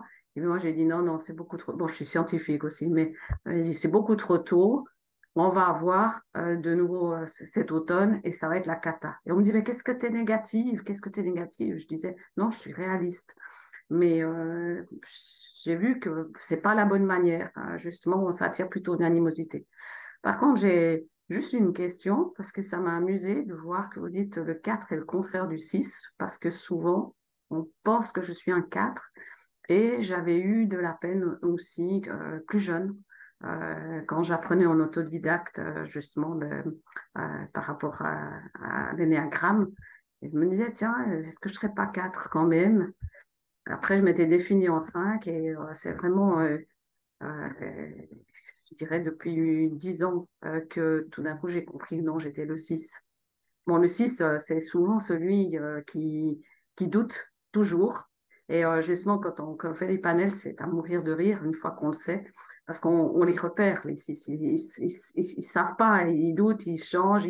Non, je suis ça, non, je suis pas ça. Et donc, ça nous fait sourire. On va pas dire à quelqu'un qu'il est 6, mais nous, à l'intérieur de nous, on a déjà compris que la personne est 6. Mais en quoi voyez-vous que vraiment c'est le contraire, le 4 du 6? alors c'est surtout le contraire par rapport aux objectifs de vie. C'est-à-dire que, euh, par exemple, les deux bipolaires, entre parenthèses, de l'énéagramme, c'est le 6 et le 4. Ils ont tous les deux une double personnalité. Mais le 6 a une polarité par rapport à la peur et l'énergie de peur. Et le 4, c'est sur la tristesse. C'est-à-dire qu'il peut alterner entre des grandes joies et des tristesses. Et vous, c'est sécurité et peur. Mais c'est vraiment des polarités importantes importantes. Et, et un 4, en général, ne connaît pas la peur, c'est pas son. Il ne connaît pas vraiment la peur. S'il a une peur, oui, la peur du rejet, mais c'est vraiment une peur. C'est pas lié du tout à la sécurité. Un 4 ne s'occupe pas de la sécurité. Ça ne l'intéresse pas du tout. Il n'est pas très ancré dans la terre. Il est plutôt perché, comme on dit souvent. Et voilà, si lui doit quitter le monde demain, il quitte demain, c'est pas un problème. Ouais, il est pas... Alors que le 6 est très ancré dans la terre par rapport à ça. Il a très peur, souvent il a très peur de mourir. Il est angoissé par tout ce qui est lié à la mort. Il a ce besoin de sentir qu'il continue à vivre et il fait attention au sien. Il n'est pas détaché comme peut l'être le 4. Le 4, c'est comme s'il n'était pas de ce monde en fait. Et donc, s'il part demain, c'est pas. Voilà. Et ça, c'est une très grosse différence. Il y a aussi le côté original du 4 qui cherche surtout pas à se fondre dans la masse, ou quelque part, et le 6 qui cherche toujours à créer des liens pour se fondre. Vous voyez? Ça crée Oui, vraiment des. Le 4 est très famille. Excusez-moi, le 6 est très famille. Le 4 pas tant que ça. Il est oui, c'est très, juste. C'est voilà. juste. Donc ça fait beaucoup de choses et je pourrais en citer d'autres. Mais moi, je sais que je ne suis pas très attiré par les 6. J'en connais, mais en fait, alors que ces les 6 sont les plus nombreux pratiquement sur la planète, en fait, j'en croise très peu. Je sais pas, je regarde autour de moi, en fait, j'en ai très peu. Et même en thérapie, j'en ai pratiquement zéro. J'en ai très très peu. Quand que j'en vois un, je suis content parce que je n'en ai pas beaucoup. Moi, j'attire souvent des types très similaires aux miens. Euh, voilà, mais ici, c'est très peu. Donc, c'est pour ça que c'est ceux que je connais le plus mal, en fait, hein. Alors qu'ils sont les plus nombreux. Oui, oui, oui, oui. Non, c'est vrai, on est assez nombreux. Surtout pour la remise en question, vu qu'il y a, il y a le doute. Oui, Alors, je suis tout à fait d'accord, la tristesse, ça, pour définir par rapport à la peur. Par contre, un 4 aura quand même sa peur, c'est le manque. oui, oui, oui, c'est le manque, hein, tout à fait, Ouais, tout à fait. On a des peurs aussi, mais c'est pas, c'est la peur affective. Vous, c'est une peur de survie, de corporelle. Vraiment, c'est plus lié au corps, votre peur. Même s'il y a le peur aussi d'être rejeté du groupe, mais la peur d'être rejeté du groupe, c'est aussi une peur de survie. C'est-à-dire qu'à l'époque tribale, quand on était rejeté du groupe, on mourait. Donc, on associe je suis exclu, je meurs. Voilà, c'est resté dans nos gènes. Et donc, on a toujours ça à l'intérieur de nous. Mais le 4 ne l'a pas. Parce qu'il ne se considère pas comme de ce monde. Vous voyez, c'est la grosse différence. Et donc, lui, il est exclu du ciel. Donc, c'est un sentiment d'indignité qu'il ressent, en fait. Vous voyez, ouais, c'est vraiment particulier, quoi. Alors que si, il ne se sent pas du tout exclu du ciel ou quoi que ce soit. Pas du tout. Ouais, il est très ancré dans la terre, quand même. ouais. Voilà. Si, Merci. de rien. Christophe, il y a Sandra qui te demande, elle l'a mis dans le chat parce elle est sur son téléphone, elle te demande comment tu perçois la relation de chaque type au plan divin, sa vie spirituelle et comment l'incarne-t-il. Ok. Alors ça, je l'ai bien décrit dans mon bouquin. J'ai créé un bouquin qui s'appelle Vision spirituelle de l'énéagramme, justement parce que c'est ce qui m'intéresse, la vision spirituelle. Et je décris comment chacun perçoit le divin. Alors, ouais, je peux le faire rapidement. Donc, le 1, c'est la poursuite de l'excellence. Lui, alors, c'est intéressant aussi parce que les chiffres montrent des choses, parfois, le dessin du chiffre. Et le 1, c'est quelqu'un qui veut être droit, qui veut toucher le ciel. C'est la danse classique, en fait. C'est quelqu'un qui veut se dépasser et donc il a une vision du spirituel, quelque chose qu'il doit atteindre par l'effort, quelque part. Voilà. Et il veut être parfait. Il veut redevenir un ange, quelque part. Vous voyez? Donc, beaucoup de moines chez les humbles aussi, les cinq, des gens qui, quand ils se lancent dans la spiritualité, ils vont très très loin. Hein, ouais, c'est la quête de Dieu aussi, hein. Vraiment, c'est pour ça qu'on les retrouve chez les enseignants, chez les moines, chez les chercheurs. Enfin, il y a une quête importante chez les hommes. Voilà. C'est ce qui. Le 2, le 2, c'est différent. Le 2, je dirais que c'est lui qui incarne l'amour sur Terre, en fait. Donc, quand il est à un niveau assez élevé, c'est Dieu incarné. C'est-à-dire, c'est vraiment l'amour incarné. Euh, et dans les niveaux hauts, le 2, en fait, pour moi, le truc le plus haut qu'on puisse atteindre, c'est l'amour, en fait, l'amour inconditionnel. On ne peut pas atteindre quelque chose de plus haut. Ça veut dire quoi? Ça veut dire voir les autres comme soi, qu'il n'y ait plus aucune différence. Et le 2, il a déjà ça d'une manière assez facile. S'il arrive à dépasser sa problématique, à se reconnecter à son soi, bah, il va voir qu'en fait, il est ça, quoi. Hum, Donc, c'est une personne, le problème, c'est qu'elle cherche. Alors, il y a beaucoup de. En général, dans des salons, quand je vois des salons, je vois passer les gens. Qu'est-ce que je vois passer? Je vois des 9 majoritairement, des 4 et des 2. Il y a énormément de 2. Et après, il y a d'autres types qui viennent, mais ils sont beaucoup plus faibles en quantité. Et les 2 s'intéressent à tout ça, en fait. mais c'est plus pour trouver, euh, pour être, ils cherchent à développer leur esprit critique, ce qui leur manque. Parce que l'amour n'a pas d'esprit critique. C'est terrible. Donc, eux, il faut leur travailler le discernement et ils cherchent à comprendre, en fait. Voilà. C'est pour ça qu'ils. Mais après, ils ont le reste. Bon, je ne sais pas si je m'explique bien dans ce que je suis en train de dire, si je réponds à la question. Alors, vous me direz, j'accélère. Le 3, c'est. Il veut se voir. C'est, le 3, je le vois comme les prétendants au roi, les prétendants autour du roi qui voudraient être roi. C'est ça le 3, je le vois comme ça. C'est la cour du roi. Donc, ils sentent une majesté à l'intérieur d'eux, mais ils n'ont pas encore la légitimité d'être à la place du roi. Voilà, la relation au divin, il est là en fait. Ils sentent quand même une lumière chez eux, mais, mais il y a une volonté de se dépasser aussi, d'aller vers ça. Mais comment dire ça? Ils pensent, eux, ils sont basés sur le Dieu intérieur, c'est-à-dire on a le Dieu extérieur. Comment dire ça? Euh, le 3 représente l'ego, l'âme individuelle.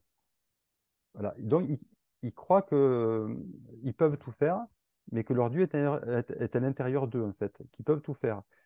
Mais ils nient le Dieu des autres, en fait. Comprenez? C'est pas comme le 2 qui englobe tout, qui dit que tout est un. Eux, ils disent c'est moi qui suis, quelque part, qui suis Dieu, quelque part. Et voilà, il faut que les autres s'en aperçoivent. C'est pas du tout la même approche. Donc, c'est pour ça que dans les niveaux bas, le 3 c'est le manipulateur narcissique. C'est quelqu'un qui se ment constamment, en fait. Voilà, ça donne des personnes qui montrent une apparence qu'ils ne sont pas. Voilà, ça c'est niveau bas. Mais tu sais, Dorothée, Nicolas, elle dit la question de la gloire. C'est-à-dire qu'il est dans son divin, le 3 quand justement il se sent glorieux à l'intérieur et qu'il ne la recherche pas dans le regard des autres. Tout à fait. Tout à fait. Ça, c'est les niveaux les plus élevés. C'est-à-dire qu'il a trouvé, en fait, il a trouvé cette gloire en lui. Euh, mais lui, il est passé, comment dire ça? Ouais, il a réussi à contacter son Dieu intérieur. Il a réussi à contacter son Dieu intérieur, sa lumière intérieure. Et c'est Apollon, en fait. Ça représente Apollon, le 3. Il est très lumineux. Euh, ouais. Mais lui, il va passer par l'intérieur, que d'autres passent par l'extérieur. Le 4, c'est très compliqué pour lui parce il cherche Dieu absolument. Il veut absolument rencontrer Dieu et en même temps, il se sent indigne de le voir. Et c'est ça, toute la douleur du 4 vient de là. C'est très dur à vivre. Pour être un 4, je peux vous dire que ça m'a créé beaucoup de problèmes. C'est comme si vous vous sentiez rejeté. Quoi que vous fassiez, vous resterez rejeté. Vous êtes un reclus. C'est une croyance très ancrée. Je pense savoir d'où elle vient, mais c'est très profond chez les quatre. Et donc, c'est pour ça qu'ils ont un profond saboteur en eux, c'est-à-dire en même temps, ils cherchent à être dans l'amour, et en même temps, ils sabotent leur amour. C'est-à-dire, je ne suis pas digne d'être aimé. Et jusqu'au moment où ils arrivent à s'aimer, bah, toute leur vie va être jalonnée d'épreuves, surtout sur le plan amoureux. Ça va être très compliqué pour eux sur le plan amoureux. C'est pour ça que j'ai écrit un bouquin sur les relations amoureuses. Je suis devenu un spécialiste. Ben oui. Il m'est arrivé tellement de trucs, je suis devenu spécialiste des relations amoureuses. Mais voilà, le reste, ça va. Mais alors, les relations affectives, c'est l'horreur. Voilà, c'est très compliqué. Parce qu'ils ne s'aiment pas à la base. Il y a une partie d'eux qui ne s'aiment pas. Et c'est très dur à vivre. Voilà. Mais on peut dépasser ça. On y arrive. Donc, c'est cool. Donc, le rapport à Dieu, c'est le rapport au Père. Je te veux et je te déteste. Enfin, je suis en colère contre toi et en même temps, je te désire. C'est ça. Et souvent, ils ont le même rapport avec le Père terrestre. Très souvent. D'accord? En général, à 80%. Il y a je veux aller vers mon Père et en même temps, je lui en veux. Voilà, en thérapie, on retrouve souvent ça. Bon. Le 5, le rapport à Dieu, il voit Dieu d'une manière, je dirais, plus, pas du tout émotionnelle. C'est pas. Ils voient Dieu comme un mathématicien verrait la physique quantique, en fait. Voilà. La physique quantique, c'est un truc de 5. C'est voir le monde, mais c'est pas des repères émotionnels avec des personnages ou autres. C'est des chiffres, de la géométrie sacrée. Ils voient Dieu comme ça, en fait, sa vision. Il y a eu beaucoup d'ailleurs de séries là-dessus où les personnes percevaient les chiffres et décrivaient tout l'univers, en fait. Il y a eu beaucoup de choses. Le 6, le rapport à Dieu, bah, c'est la foi, c'est la religion chrétienne beaucoup, c'est la foi en fait, c'est-à-dire c'est le sauveur. Donc eux, ils ont une vision quand même souvent un peu limitée, pour moi, hein, je dis bien, de Dieu. Euh, un peu ce qu'on raconte dans la Bible ou dans leur histoire, même si c'est symbolique, ils ont une vision quand même, ils voient Dieu dans les nuages. Enfin, là, c'est pas gentil ce que je dis, mais souvent, quand je discute avec les six, sont restés vision de Dieu dans les nuages, quoi, avec le surhomme. Voilà. Donc, bon, ils ont une vision enfant, en fait, de Dieu, pour moi. Voilà. Après, il y a certains six, par contre, qui ont une vision très élevée. OK. Mais la majorité, je trouve qu'ils ont une vision plutôt enfant. D'ailleurs, j'adore quand les témoins de Jéhovah viennent frapper à ma porte pour discuter avec moi. Ils repartent vite, parce que je vais poser trois ou quatre questions, et ça, ils sont bloqués. Donc, je m'amuse.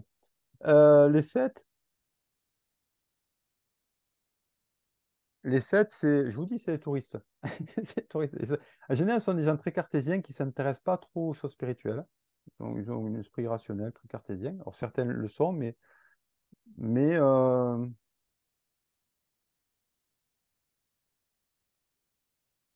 c'est des gens qui essaient d'incarner la joie sur Terre. Ils essayent, en tout cas, de donner de la joie aux autres. Voilà, ils sont un peu comme les deux, ils sont sur la même ligne. Ils incarnent quelque chose de spirituel, mais C'est quand ils incarnent la vraie joie. C'est ouais, comme, leur vraie joie, voilà. comme Narcisse quand il incarne sa vraie foi. Quand il Ouais, incarne la foi, c'est comme ça chacun qui incarne Dieu en eux. C'est ouais, quand mais l'un moi, incarne la foi, je, l'autre dé- incarne la vraie joie. je détecte souvent beaucoup de colère contre le Père chez les sept. C'est très récurrent. Et qui dit Père terrestre dit Père céleste. Donc, il y a une colère contre Dieu, quelque part, je ne sais pas pourquoi. Enfin, ça, je n'ai pas encore trouvé. Mais il y a une colère qui fait que bah, ouais, ils sont plutôt dans une vision philosophique de Dieu, en fait. Voilà, plutôt philosophique. Enfin, en tout cas, ce que je perçois beaucoup, ils n'aiment pas tout le côté spirituel. Ça les branche pas trop. Après, c'est le côté mental qui veut ça. Mais il peut avoir aussi une vision quantique de la réalité comme les cinq. Voilà. Et les huit, bah, ils sont Dieu, hein. Non, je me moque. Euh, les huit, bah, ils sont en colère contre Dieu, quand même. Ils sont en colère grave aussi, eux. Parce que bon, bah, ils étaient innocents et on leur a fait des trucs pas cool, quoi. Mais c'est justement quand ils retrouvent l'innocence qu'ils Bah réalisent. oui, ouais, ouais, mais en général, ils sont quand même très en colère. Et donc, ils sont dans le déni. Ça peut être des gens vraiment dans le déni de Dieu, quoi.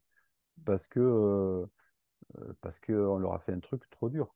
Voilà, c'est difficile ce qu'ils ont vécu. Donc, soit il n'y a pas de Dieu, soit je suis en colère contre Dieu. Voilà. Ou c'est moi Dieu. Voilà. Et les neuf, bah, ils se sont connectés.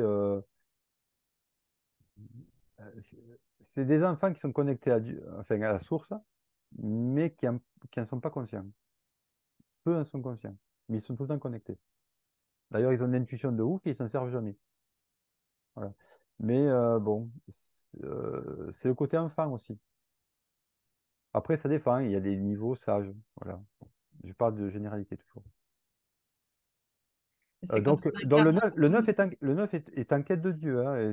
Et avec le 4, c'est ceux qui sont le plus passionnés par ces questions-là. Tout le temps, tout le temps, tout le temps. Mais ils ont moins confiance en eux qui fait que c'est jamais eux Dieu, en fait. Ça peut être quelqu'un d'autre, mais c'est jamais eux. Ils n'arrivent pas à se reconnaître comme étant Dieu. et Enfin, c'est quand ils se reconnaissent justement, non? Quand ils se reconnaissent en harmonie. Euh, oui, mais ça prend du temps, hein. Ça prend du temps, quoi. Ouais. Après, c'est toujours pareil. Quand tu arrives sur une planète où tu es conditionné d'une certaine manière, si tu veux, et qu'on t'enlève tes souvenirs, euh, bah, même si tu gardes des souvenirs latents, tu vois que tu es dans un monde très différent de là d'où tu viens, bah, c'est compliqué. Donc, c'est toi qui as un problème. Donc, voilà. Ah oui, Donc, oui, du coup, je beaucoup. reconnais très bien dans ce que tu dis sur le Ouais, discours neuf, je reconnais très bien les neufs qui m'entourent. ouais. Voilà, Donc, il faut leur redonner confiance en eux. C'est tout le travail de confiance en eux, en fait. Oui, puis de ce que tu disais d'aller à gauche, à droite, de cette curiosité, non, qui entre guillemets, pour eux, ne mène nulle part, non, parce que effectivement, le reste du monde accomplit des choses ou va dans une direction, et donc euh, quand ils font disparaître cette culpabilité justement d'inadaptation par rapport au monde qui les entoure et qui reconnectent avec la vraie joie de cette curiosité qu'ils ont pour aller découvrir de nombreuses choses, ils font la paix un petit peu. Ils redeviennent en harmonie avec ce qu'ils sont. Ouais, mais un œuf, tu le mets dans une famille épanouie, il s'éclate, hein. Il est super équilibré. En fait, tout va bien, quoi. Je veux dire, il est heureux sur Terre. C'est juste que. Enfin, moi, j'en ai une à la maison. Bon, bah, elle s'éclate, hein. Elle s'éclate, elle touche à tout. Enfin, elle est très épanouie, très, très bien dans sa peau, quoi, dans l'ensemble. Mais voilà, il faut que l'environnement est très important pour un œuf, parce que c'est un enfant quand même très sensible. C'est un empathe, il capte tout, hein. Moi, à l'école, elle capte tout, il revient, elle a toujours des maladies, droite à gauche, elle capte. Donc on lui apprend à se protéger. Ils sont trop ouverts, les neufs sont trop ouverts en fait. Voilà. Et ceux qui n'ont pas su se protéger, bah, ils se sont abîmés. Voilà. Ils se sont abîmés. Mais je les aime beaucoup, moi, les neufs. C'est vraiment des êtres ouais, qui ont quand même pas mal de courage. Alors souvent, ils ont l'aile 1 qui les aide beaucoup. Euh, et- mais ils ont beaucoup de courage parce que c'est pas facile pour eux. Ils sont vraiment très sensibles. Alors, si c'est possible, moi, je voudrais répondre à la question. Mm. Euh, Oui, est-ce que, voilà, moi, je suis un type 1 et est-ce que je me suis reconnue oui, dans la présentation? oui. Alors, à la fois oui et à la fois non. Oui, dans le sens où j'aime l'ordre, j'aime la perfection, j'aime les choses bien faites, mais je ne me suis pas reconnue dans l'angoisse de mal faire. Moi, j'étais plutôt une enfant insouciante, qui perdait beaucoup de choses, qui était assez indisciplinée à l'école, et qui était un peu considérée comme la tête en l'air de service, qui se posait, qui n'anticipait pas et qui vivait au nez euh, le vent au nez, quoi. Et voilà, de toute ma vie, j'ai pas l'impression, j'aime bien faire, mais je ne vis pas dans l'angoisse de mal faire. Ben, c'est normal, J'ai puisqu'en pu fait, entendre ça. vous êtes pas un 1 de base. C'est Si, pas, moi, je c'est suis. pas- Non. Ah, moi, Vous êtes un œuf de base qui a été contaminé par le 1. Vous devez avoir un parent de type 1 et qui a pris beaucoup d'impact sur vous. Mais moi, je vois pas un 1. Je le vois le 1 chez vous, mais votre base est un 9 pour moi. pourtant, alors je travaille depuis un certain temps. Je me suis pris pour un 8. Et en fait, je suis pas 8 du tout. J'ai pas mal travaillé là-dessus. Et plus j'avance dans le travail, avec Jérémy notamment, Ouais, plus je suis confirmée dans le fait que je suis bien un 1. Et je suis d'accord. un 1 L2. Ok. Et vous n'avez pas de parents type 1? Je ne serais pas étonnée que ma maman soit un 1, mais je lui ai donné les tests à faire et elle n'est pas rentrée dedans. Donc, j'ai pas de confirmation. D'accord, Quant à mon père, alors là, aucune idée. d'accord. Bon. Mais je ne crois pas que ce soit vraiment un...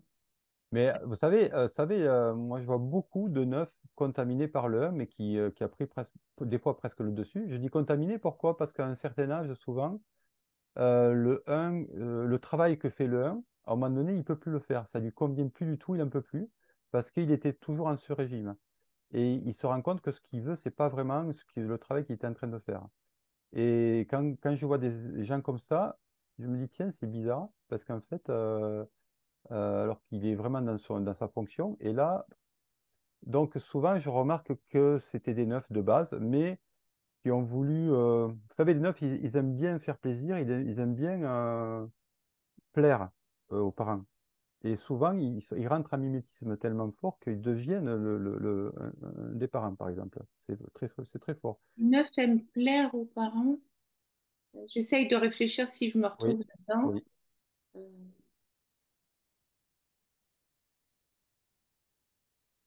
je ne sais pas si j'ai vraiment eu le choix de cette question parce que j'avais un papa extrêmement sévère. Bah oui, vous aviez On un papa, craignait ouais. beaucoup et donc il fallait se conformer, sinon ça coûtait cher. Mais Voilà. plaire, je ne sais pas, je ne saurais pas répondre à ça.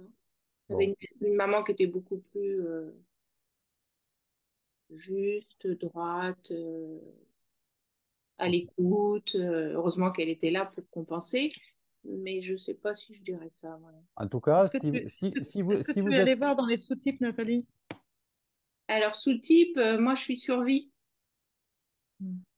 Euh, survie et en deuxième, conservation, je crois. Mm. Ok. Bah, allez, en tout cas, allez voir le neuf, allez vraiment rentrer dans le neuf. J'ai un mari neuf et j'ai un peu de mal avec le neuf. Bah oui, mais j'entends. Je me J'entends. reconnais pas du tout dans le fonctionnement de mon mari, mais alors vraiment pas du tout. Là, Non, cette paresse-là d'être, c'est pas moi du tout, ça. non, mais parce que c'est pas comme ça que vous avez commencé. Mais voilà, moi je vous dis ce que je ressens. Après, vous irez voir, hein. Mais en tout cas, moi je vois vraiment le neuf chez vous. Je le perçois très très bien. Simplement, et c'est pour ça que peut-être que votre mari, bah, vous n'êtes pas avec votre mari pour rien, il vient vous dire quelque chose, mais allez voir votre petite fille, hein. Allez travailler sur votre petite fille, hein. Mm. Et moi, je vous dis, voilà, allez travailler là-dessus, et puis vous aurez peut-être des révélations. Voilà. Mais le 1 est présent, hein. Je ne dis pas que vous êtes. Le 1 est très présent, il est dominant chez vous, il n'y a aucun problème avec ça. Mais je ne suis pas sûr que ce soit votre nature. Naissance d'origine. Ouais, à Et alors, voir. sinon, j'avais trois questions. Ouais, Faut que je m'en souvienne. Euh, Ça veut dire quoi quand vous dites je vais dans mon 6, je vais dans mon 8, je vais dans... on dirait qu'il y a une démarche volontaire. oui, Et, alors oui. comment ça marche ça? Parce que j'en suis pas encore là. Euh, une autre question, quand vous parlez de Dieu, il y a quoi derrière? Il y a une Ok, énergie, une origine, un créateur. Je ok, ne trouve pas, je sais pas ce que ça veut dire. c'est Euh, normal. voilà. Et l'autre question, c'était quoi? Bon, si elle me revient, là, elle me revient pas, mais ça fait déjà deux questions, c'est pas mal. D'accord. Merci, Nathalie. Je commence par la seconde. Pour moi, quand je parle de Dieu, je parle de la vision quantique de Dieu, c'est-à-dire un champ de conscience unitaire, si vous avez un peu de notion là-dessus, ou une conscience cosmique. Voilà. Le mot qui me paraît le plus juste, c'est une conscience cosmique qui englobe tout. La vie fait partie, et aussi ça. Mais c'est comme une intelligence qui est partout en toute chose et qui connecte tout. C'est-à-dire que tout le monde. Euh, Vous connaissez les théories en physique quantique ou pas du tout? Non. Bon, la plus simple, la théorie de l'hologramme. D'accord? L'hologramme, c'est quoi? C'est une image en trois dimensions de quelqu'un. Hmm. OK? Bon. Un hologramme, c'est fait avec quoi? C'est fait avec des photons. Voilà.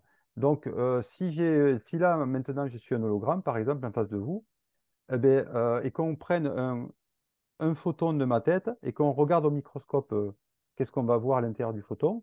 On va me voir en entier, vu de haut, vu de haut. D'accord? Et si on prend un hologramme, enfin, un proton de mon pied, un photon, on le regarde, me voir vu d'en bas. Bon. Et si vous voulez, la théorie de l'hologramme, c'est que tout est un. Il y a une immense hologramme, enfin, réel ou pas réel, mais il y a un immense hologramme, et que chaque photon est quelque chose manifesté C'est de une la réalité. c'est une partie du tout, quoi. C'est une partie de tout, mais chacun contient le tout. C'est-à-dire qu'à l'intérieur de vous, il y a tout, il y a tout, il y a le tout, en fait. Mais si vous voulez, c'est comme si vous ne manifestiez qu'une infime partie de ce tout. Donc, on a une illusion d'être séparé, d'être une âme individuelle, mais en fait, c'est une illusion. En fait, on est cette conscience qui a créé une illusion de séparation pour pouvoir vivre des aventures. Voilà. Après, si ça, J'aime bien quand vous parlez de ça et que vous rajoutez pour moi. pour moi, tout à fait. Tu vois. Quand je parle toujours pour moi. Mais moi, comme je suis convaincu de ce que je dis, je ne peux pas vous dire que c'est faux. Je vous dis, pour moi, c'est pour moi, c'est ça. Euh, et l'autre question, eh ben, c'est un apprentissage, en fait. Je fais ça dans des stages, en fait, où j'apprends aux gens à aller travailler sur leur typologie intérieure, sur toutes les typologies, aller les chercher. Par exemple, vous viendrez me voir, je dis, on va travailler sur votre petite fille. Donc, montrez-moi votre petite fille. Et on va aller chercher des souvenirs, des manières de ressenti, de comment, de toucher, des souvenirs qui fait qu'à un moment donné, on va voir arriver la petite fille à travers vous. Et vous allez devenir la petite fille. On peut faire ça sous hypnose, par exemple. Ça, c'est facile à faire. Et donc, quand vous l'avez trouvée, ben, que vous la sentez bien, après, vous pouvez la chercher à volonté. Bon. Et vous pouvez faire ça avec plein d'autres personnages, parce qu'on les a tous. Il faut juste aller observer ce qui se passe à l'intérieur, ce que ne font jamais les gens. La majorité des gens regardent ce qui se passe à l'extérieur, jamais à l'intérieur. Pourtant, vous avez des milliers de pensées, des milliers de désirs, constamment, et en fait, qui vous traversent. Et si vous, et moi, par exemple, je peux voir tout d'un coup votre mère apparaître, votre père apparaître. C'est pas vous, c'est votre père qui parlait comme ça, votre mère qui parlait comme ça. Vous voyez? Donc, on a des multiples personnages à l'intérieur de nous, simplement, on n'en est pas conscient. Et si des fois, oui, des fois on dit, oh tiens, j'ai dit ça ou j'ai fait ça, c'est pas moi ça. Vous voyez, quand vous dites ça. Bah, en fait, si, c'est vous, c'est un de vos personnages qui est très peu exploité. Voilà. Mais il y a les neufs connaissent bien ce que je dis en général parce que eux sont très sensibles à tous ces personnages intérieurs. C'est eux qui, c'est pour ça qu'ils partent à droite et à gauche parce qu'il y en a un qui veut ça, l'autre il veut autre chose. Ouais, Donc c'est ils sont un ça, peu, ça parle ils pas sont un trop. peu schizophrènes. Alors que les 1 sont très concentrés sur le personnage principal qui est l'enseignant ou le prof si vous voulez. Et donc les autres ils n'ont pas trop leur mot à dire. Et donc, il est plus homogène. C'est pour ça que ça lui donne de la puissance. Tout le monde, c'est comme disait, ben, on va par là, les autres ne discutaient pas, quoi. Vous voyez le truc? Oui, oui, j'entends. Donc, c'est le 1, c'est le moins schizophrène, bien que des fois, bah, quand il est à ce niveau bas, il se divise en deux aussi. Enfin, si vous avez connaissez l'anagramme, vous connaissez le Dr Jekyll, Mr Hyde. Il devient aussi, il se divise en deux. S'il n'écoute pas ces personnages intérieurs qui veulent aussi des choses, au moment donné, s'il ne les écoute pas, eh ben, il pète les plombs, il se coupe en deux, et donc il va les écouter dans un endroit particulier, et après le résultat, il va être le personnage principal.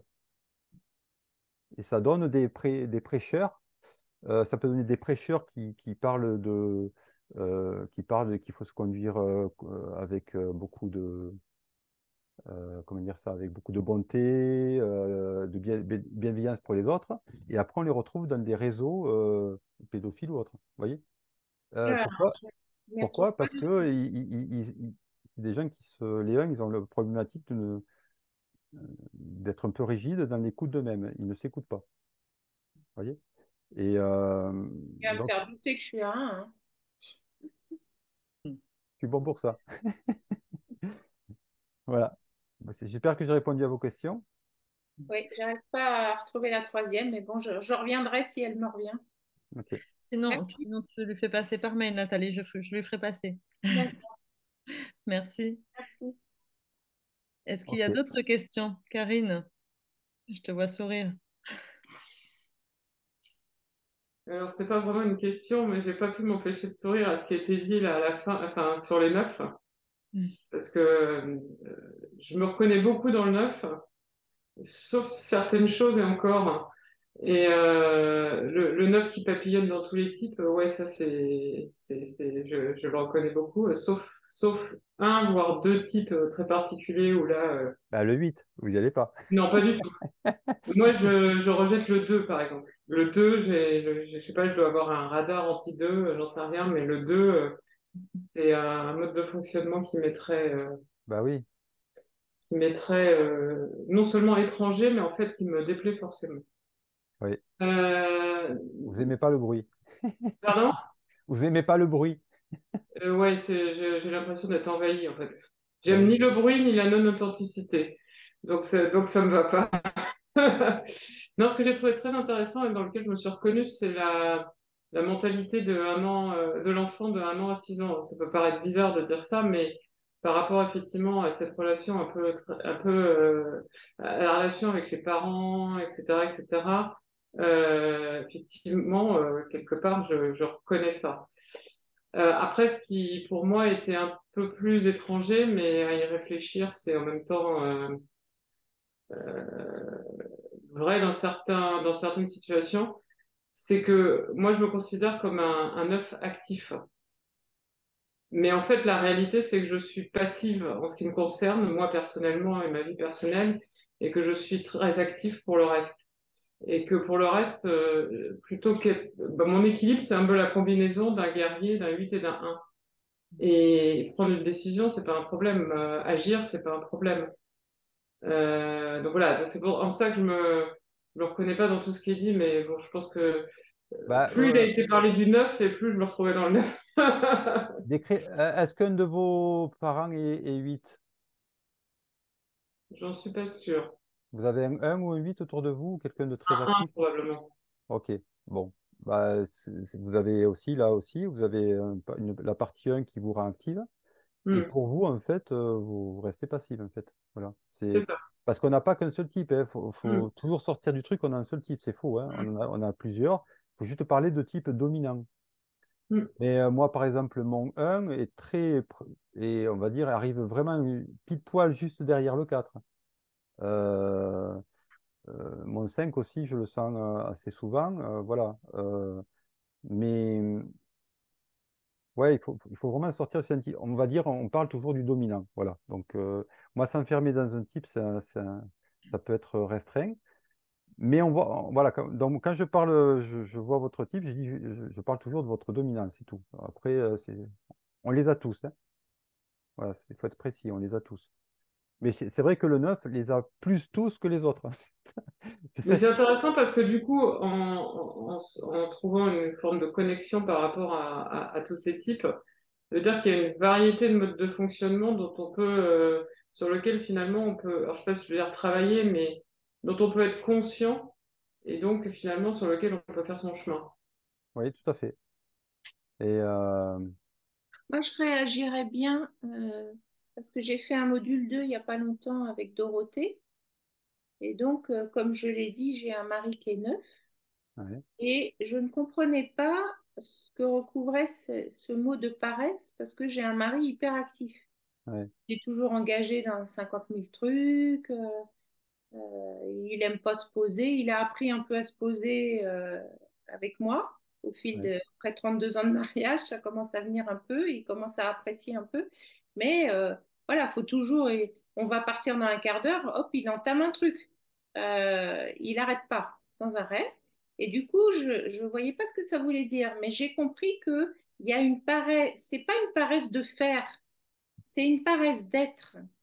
Et cette paresse d'être, je la retrouve quand il doit se mobiliser contre la vie générale. Alors là, il n'y a personne. Il n'a pas ce courage-là et dans la moindre chose, il va économiser ses gestes. ouais, Et il a cette passivité agressive. Il peut être très agressif, mais il n'en a absolument pas l'air. ouais. Donc, c'est pas dans le faire, la paresse. Oui. En fait, vous pouvez la voir dans tout. C'est-à-dire que la paresse, elle peut se manifester de plein de manières Ah bah différentes. heureusement que c'est pas dans tout, hein. Voilà. Mais il y a les niveaux bas ont vraiment la paresse. Ah oui, même Oui. de faire. Ah oui. Ils ne font plus rien. Puisqu'en fait, ils deviennent très confus. Ils deviennent très confus, donc ils n'arrivent plus à prendre aucune décision. Donc ça les bloque. C'est-à-dire que c'est l'ennemi du neuf, c'est le mental. Il a un mental qui le perturbe beaucoup.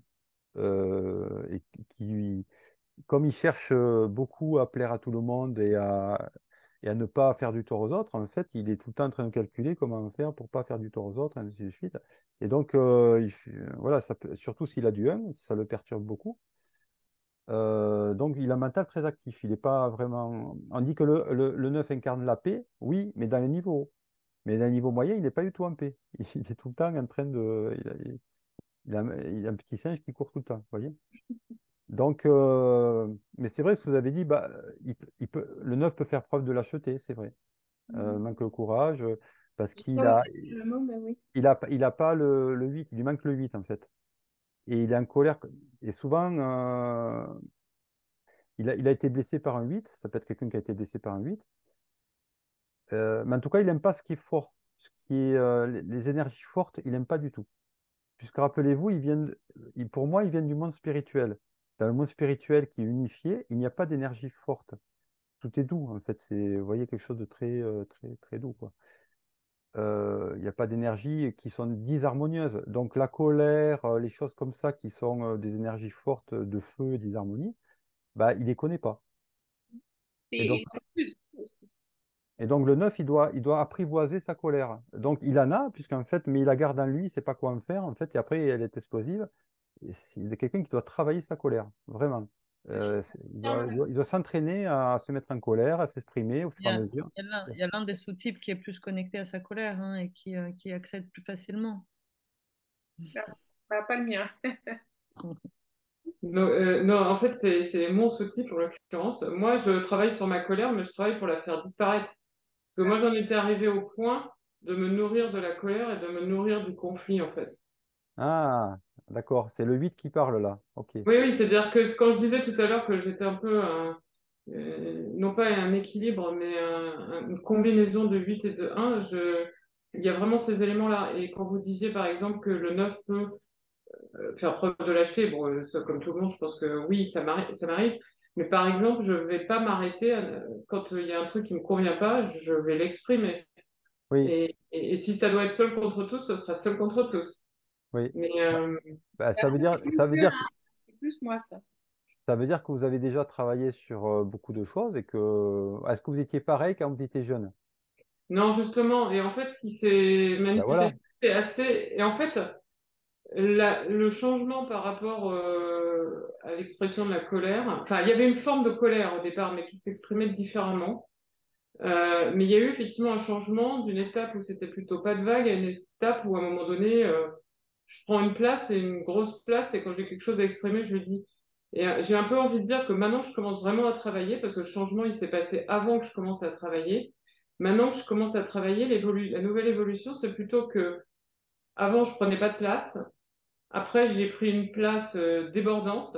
Et maintenant, en fait, je reviens à prendre une juste place qui est ma place sans aller dans le trop et sans être dans le nulle part, en fait. Ouais. Et voyez l'enfermement de dire je comprends pas parce que vous avez dit par exemple le 9 c'est comme ça alors que moi je suis comme ça. Là, c'est que quand vous faites ça, vous emprisonnez votre type parce que Mhm. rappelez-vous que plus vous évoluez, plus vous acquériez les autres types. Donc, quelqu'un qui est dans un niveau assez haut, il ne peut plus dire je suis un 9 un 4 tout ça. Mm, C'est compliqué puisqu'il il dit à l'origine j'étais un 4 et puisqu'en fait, il peut jouer avec toutes les énergies en mm, fait et ce qui est le but. Donc, mm, il a quand même, je vous dis toujours un dominant qui connaît bien, mais il est fondu, c'est un type fondu. mm, Donc, c'est normal que les niveaux hauts se disent, bah, ils sont pas d'accord avec les stéréotypes qu'on peut décrire, en fait. C'est normal, c'est tout à fait normal. mm, Par contre, quand vous êtes très stéréotypé, que vous reconnaissez à fond, ça veut dire que vous n'êtes pas, vous avez encore du travail à faire. Vous êtes enfermé dans votre type. mm, Voilà. Mais après, il y a trois types qui sont très stéréotypés, enfin qui restent stéréotypés quand même constamment. C'est les deux, les 5 et les 8. Parce que c'est pour ça qu'ils ont beaucoup de puissance dans ce qu'ils sont. Mais c'est des piliers en fait. Ce sont comme des représentants de trois forces, qui est la force de vie, la force de conscience et la force de corps en fait, quelque part. Donc si vous voulez, ils sont très représentatifs de quelque chose. C'est pour ça qu'ils sont très forts dans ce qu'ils font, euh, dans leur action. Ils sont très forts là-dedans, mais en même temps, ils sont peu ouverts. Alors qu'il y a d'autres types qui sont globalistes, qui eux touchent un petit peu à tout, et donc ils sont beaucoup plus faciles à voyager d'un type à l'autre. Vous voyez, ils sont moins stéréotypés. Donc avantage, inconvénient, mais ça leur enlève aussi de la force. Vous voyez que plus vous êtes dissous, plus ça vous enlève de la force. Alors que si vous êtes toujours un peu le même personnage, ben vous êtes très costaud.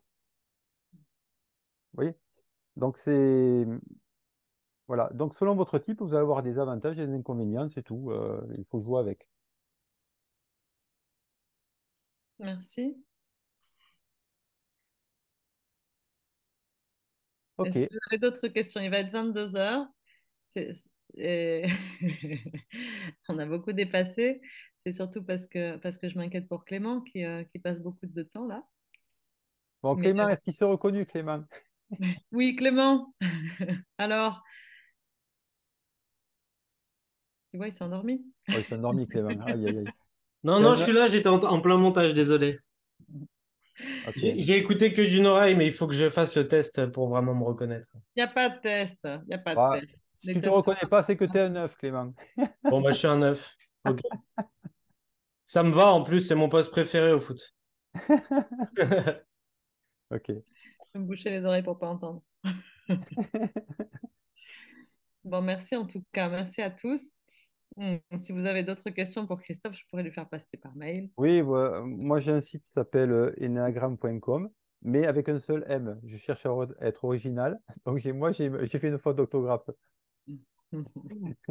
D'accord? Euh, Comme je faisais beaucoup de fautes, j'en ai profité pour mal l'écrire en fait. Voilà. Et voilà, donc vous verrez mon site. Je fais des descriptifs de chaque type aussi, en vidéo, c'est rigolo. Un visuel, on va dire. Vous irez voir si vous avez des doutes. Et puis, je vais vous Ok. faire passer le petit questionnaire, là, puisque j'y pense cette fois-ci. Parce que je n'y ai pas pensé pour les dernières séances, mais là, j'y pense. Tu peux même me voter, toi, Christophe, pour ton Bah non, moi intervention. je peux pas voter. Je jugeais Bah, parti. si, tu peux dire si ça t'a plu et tu peux dire comment tu repars. Est-ce que ça t'a plu, cette intervention? Est-ce que tu as pris du plaisir? Et comment tu repars? Tu peux répondre à ces questions. D'accord. Bah oui, mais quand je suis sincère, on me dit que je suis arrogant. Je ne vais pas le faire. Parce que qu'est-ce que tu voulais dire là? Vas-y, assume. De quoi? Ah, mais moi, je trouve que c'est intéressant, donc je veux bien me noter. Je trouve que c'est intéressant. Non, Voilà. mais là, c'est pas te noter, Mais c'est te dire si ça t'a plu, c'est sur du ressenti. C'est est-ce que ça bah, t'a oui, oui, plu? ça Est-ce m'a que plu, tu t'es senti bien? Et, ça m'a plu puisque je fais ce que j'aime. Donc, ça ne peut que me plaire. et en plus, et après, comment tu repars? Est-ce que tu es enthousiaste, ému, curieux? Je suis très, ouais, très enthousiaste. J'ai passé un très, très bon moment. Voilà, vraiment, je vous remercie d'être là parce que moi, j'adore faire ça. Donc, Merci pour la présentation. Hein. Merci. et en tout cas, j'adore partager tout ce que je découvre à moi. J'aime bien le partager. Voilà, ou par mes observations. Donc, c'est mon truc. Voilà, je suis en tant que bon 4 avec une L5, je fais ce que je suis censé faire en fait. Donc, comme je suis à ma place, je suis heureux. Je Voilà, fais ce que je veux sans mes cheveux. voilà, ça mes cheveux. Ouais, il me semblait J'en ai bien pas qu'il y en besoin. avait moins. Qui est-ce qui a parlé? On n'a pas entendu. C'est J'ai toi, dit Nathalie? qu'il y en avait moins des cheveux. Merci à tous. Merci beaucoup pour cette soirée. Merci, Christophe, Et merci à toi de l'avoir de mise ta en place. générosité. Merci. Merci à vous d'être venu. Merci, bonne soirée. Bonne Merci. soirée. Plaisir. Merci, Au bonne revoir. soirée. Au revoir. Merci.